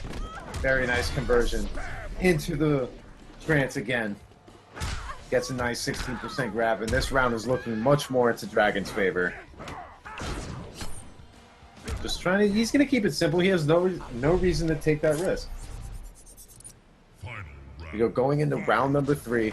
Here's the thing with Dragon. Dragon in this matchup knows that he wants to get in on Sunio before he builds all that bar. And just like that, it's a nice conversion. Blocking 2 glaives and shouldering his way in before he can get out another. And now he gets to apply some mix of his own, and that's a quick 15%. Chip added on top of it, and getting himself out of the corner. Sunio with the interactable, but puts himself in the corner. It's just an empty jump. Doesn't get any conversion off the entire end of the glaive. There's so many whiffs here. It's almost like a little bit of a scramble. Dragon looking to try and close out this first match, but drops the end of a combo. Oh, a great conversion down one, and Sunio wasn't even ready for it for the break. But it's okay, he's had some plus frames there, and goes right over that Hell Spark from Dragon. He's gonna get a nice knockdown here. Is he gonna have to watch out for the shoulder? And goes it down 3 to stop the plus frames. Oh my gosh! No way! And that's gonna do it, Sunio, with an amazing comeback. That was clutch factor over 9,000. Holy crap, guys. That was insane. That was so smart by Sunio. What really saved him there was that shadow kick. That's exactly what saved him, because it hit him, it connected, put them full screen where Mournful wants to be. Dragon did not have enough time to even get a teleport off to get close in. Sunio played that absolutely perfectly. Usually, but Dragon obviously has no reason to get off that character. And usually in those situations, it's Dragon that we've seen for years now be that man that has that clutch factor in those moments. And Sunio here taking one from him with one of his own characters. And I like this. Sunio's come here and he's playing well. That was a clutch factor beyond the realm of clutch factors right there. And here we go. Game number 2. Sunio up 1-0. Trying to take Dragon out of top 8 potentially if he were to take this. Every time God kills a kid. And you know what? That's such a great, you know, if you're not looking for it, you know, in the realm of armored launchers a patch ago, that was almost a no-no from Shinnok because, you know, guys that had a lot of matchup knowledge against Shinnok would build it up with armor and a full launcher if they saw that down one happen. But here, in this build of MKX, are almost nothing. And so when Shinnok does a down one, you're almost looking to counter poke, and you eat that Hell Spark into a full combo. And wow, just like that, Dragon turning the heat up, turning things around, and he has a little bit of momentum. We see Sunio's not going to be phased. He knows that he can keep the distance from Dragon. And you see that he's not really going for a lot of the unsafe gimmicks that Mournful has because he knows Dragon plays the character. You can't trick a master of the character. And Dragon not falling for the same trick twice in that double overhead attempt. And you see, you look at the space that Sunio's trying to keep. Beautiful charge by Dragon just to get in there, knowing that Sunio's been getting... Beautiful 16% grab. Keep himself trying to keep Sunio's back towards the corner. Going up 2-0 on Dragon. Players in that group need to be playing out of his mind. Sunio in the corner getting some damage of his own.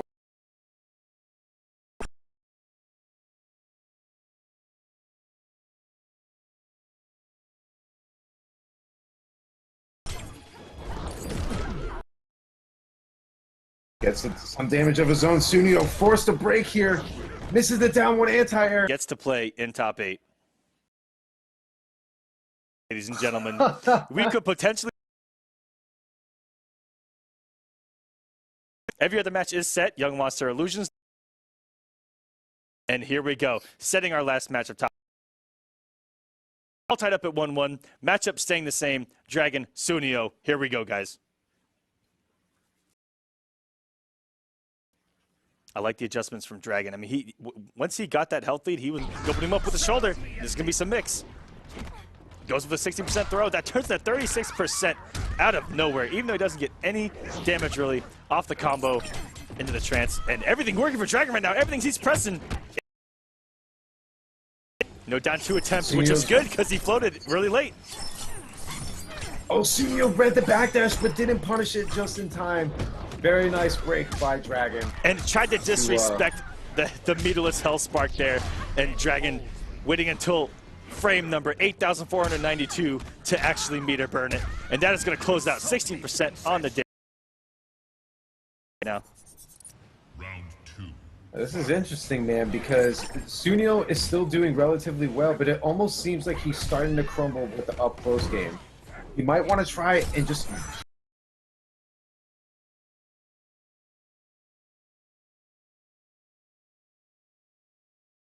for the little bits of damage. This is what Mournful really does best. Not to mention, you take a look at when the glaives actually connect. When they don't, you're building a good amount of meter and you're dishing out some serious chip. Oh, Dragon going for a little bit of a delay in his timing there, throwing Sunio off of his timing. Sunio is going to put it all in guessing right here, and he may have waited too late to break, but he's come back from this before. And that is not going to get him out of that third Hellspark. Dragon is going to take the advantage over Sunio. And he waited so late to break. And, you know, I've fallen victim to that myself. I'm sure we all have playing against Shinnok, where you wait until the trance to see if you guess right before breaking. But fortunately there he lost too much health. And one hit is all it took after that. And Dragon now in 1 game away from top 8, where he will face his nemesis, SonicFox. Nemesis is a very strong word now. Remember, Dragon took out Fox and Scar at final round, so these two are becoming evenly matched. But going back to that last match, I respect what Sunio did because he knows Katana with 3 bars a meter is extremely scary.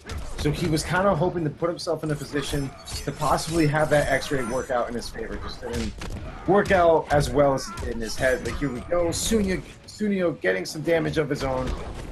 A nice way to start game number 4.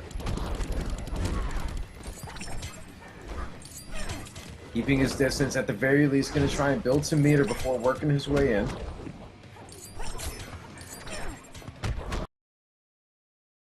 Again, this time meter burning it, but Sunio, no reason to challenge the Hellsparks. He has the life lead. Unfortunately, gets met air to air. Dragon proving victorious. Opens him up with the back 3 into the fan lift. Definitely wanted to break there. And now he's back to square one. And a beautiful whiff punish on the shadow grab. Remember the shadow kick. Remember that is a high and punishable on whiff by Shinnok. And a great jump over, and he actually ran under the whiff string. And if he would have got that full conversion into the corner, Dragon might have been pretty good at this game. Hey, I guess he was pretty decent at some point, I guess. I don't know, might have won a tournament here and there. Yeah, here and there. He's been around. He's got a couple good results. He's won a couple I heard about dollars. some Fox guy. It's like, I guess he's in that category. I mean, they're both young, right? I guess they're the same person. Even now, you take a look at what Dragon's been able to do. Sunio staying composed, but Dragon on the verge of winning the set and going into top 8 to face Fox. Sunio on his last legs wants to make something happen, and EX delayed as a last-ditch effort. And here comes the zoning. He's gonna keep his distance. No resources out of these men. Sunio finally has the X-Glaive. He's gonna use it. Come in, and he gets him with the low, but not a lot of damage adding up. But 2 quick mixes, and that's gonna do it. Taking the round. Getting a little bit of life here. Sunio trying to tie things up with 2-2. He's 1 round away. Dragon has 1 bar. If he can get him with the Hell Spark early and get him in some mix early, he can try and close this out. But here we go. Respecting the EX Hell Sparks there. Sunio not ready to give it up. Can still take this to a Game 5 situation, but the last Hell Spark clipping his heel. And here we go. Dragon in the driver's seat. Opens him up with the back 3 again. Vortex proving to be efficient. Welcome to Blender City. Oh, and stay away from me, footsies with Hell Sparks. And here we go. This is almost chip out territory. And he was probably guessing throw. He was probably guessing throw even then.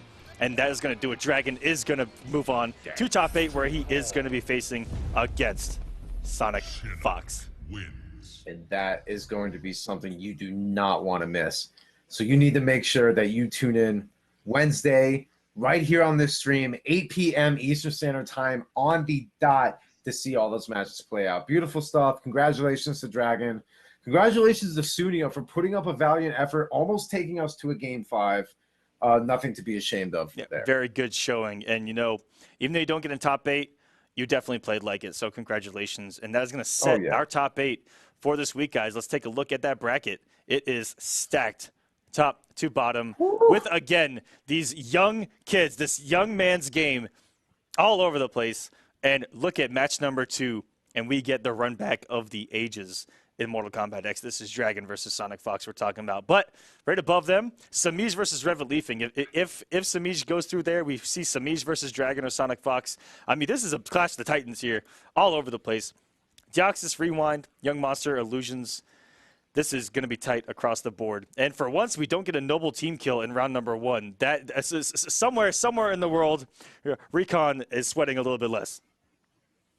And Maze might have a little bit more of a smile on to know that they will not have to kill each other early on in the top 8 to see who might be able to advance even more. But when you take a look at that, you see now that the pool play has ended for this week of week 10. You see Star Charger was eliminated early. If you take a look at those points, you see, obviously, Scar was out of it again this week, which is really going to hurt his chances going into the finals. Ilusions on his way to further solidify a spot in the finals. Revet Leafing is in there as well. But now Full Auto and Star Charger are because both of them are out of it for this week. Destroyer had the points, which was good. It did help him out. It's going to help him out furthermore in the rest of the weeks to come. But now Dragon as well, moving up close to YungMonster and Tweedy, who may not need to sweat, but now that he's not in the top 8 this week, this gives a chance for YungMonster and Dragon and SonicFox and Ilusions to kind of further close that gap. And Rewind, he is also in their top 8, and Revet Leafing. Look at how many of these guys that are top 8 in points are in this top 8 for this week. Absolutely crazy. We're going to get a small possible preview of the finale in some of these competitors in this week's top 8. And guys, it is one that you do not want to miss, and that is going to be Wednesday at 8 p.m. Eastern Standard Time here at stream.me/Combat Cup. And for everyone that did not make top 8 tonight and everyone that does not make top 4 on Wednesday, go ahead and sign up for Conquest. Second chance at points. All of these points matter if you want to try to make the finale where all that money is on the line. So go to smash.gg. Get that dollar, man. Go to smash.gg/Combat Cup, where you can sign up for this week of Conquest. And Conquest is where all the action is. I mean, the top 8s in Conquest give us matchups we hardly get to see on Combat Cup, especially late in the bracket. And our admins will tell you, and the people that watch Conquest will tell you, that those top 8s are some of the most lit brackets that we will ever get to witness in MKX. And to the point that there have been so many more Game 5s in Conquest top 8s than in Combat Cup. And 1 week we had 6 of 7 matches were Game 5s. in a Conquest top 8. Yeah, I believe so, actually. Rest in peace to Dope Boys and Saga's vocal cords after that. But Oh yeah, that is a strenuous thing to deal with. but that is going to do it for us tonight, guys. We should have a highlight reel for you at the end of this broadcast. You guys can check out all the action that happened on stream, highlights here and there. Just in case you got here late, I know a couple of you guys got here late, so you guys can get a nice brief overview of the hype that we had here on the Kombat Cup. And my admins are on it. There have been 25 Game 5s in Conquest top 8s this season and only 18 in Kombat Cup. So that just goes to show you how close the competition is in Conquest. Even though just points are on the line, the competition is just as hot. So thank you to all of you guys watching at home. We here at the Kombat Cup appreciate it, and I know that me and Big D appreciate it. And thank you to Big D for casting with me tonight. It was a great experience. Of course. And that's going to do it for us, and we will see you guys Monday at 8 p.m. Big D, you got anything for the ladies and gentlemen at home? No, man, just thanks for the continued support. You know, we appreciate it probably even more than you guys realize. Couldn't be doing this without you. The season 2 would not be without you guys. So thank you. Continue to support us. Get those retweets going. Let everyone know when all these crazy matches are going on. And we'll be seeing you on Wednesday. All right, guys, that's going to do it for us here at the Kombat Cup. And we will see you for top 8 action Wednesday, 8 p.m. Eastern Standard Time. You guys have a wonderful night.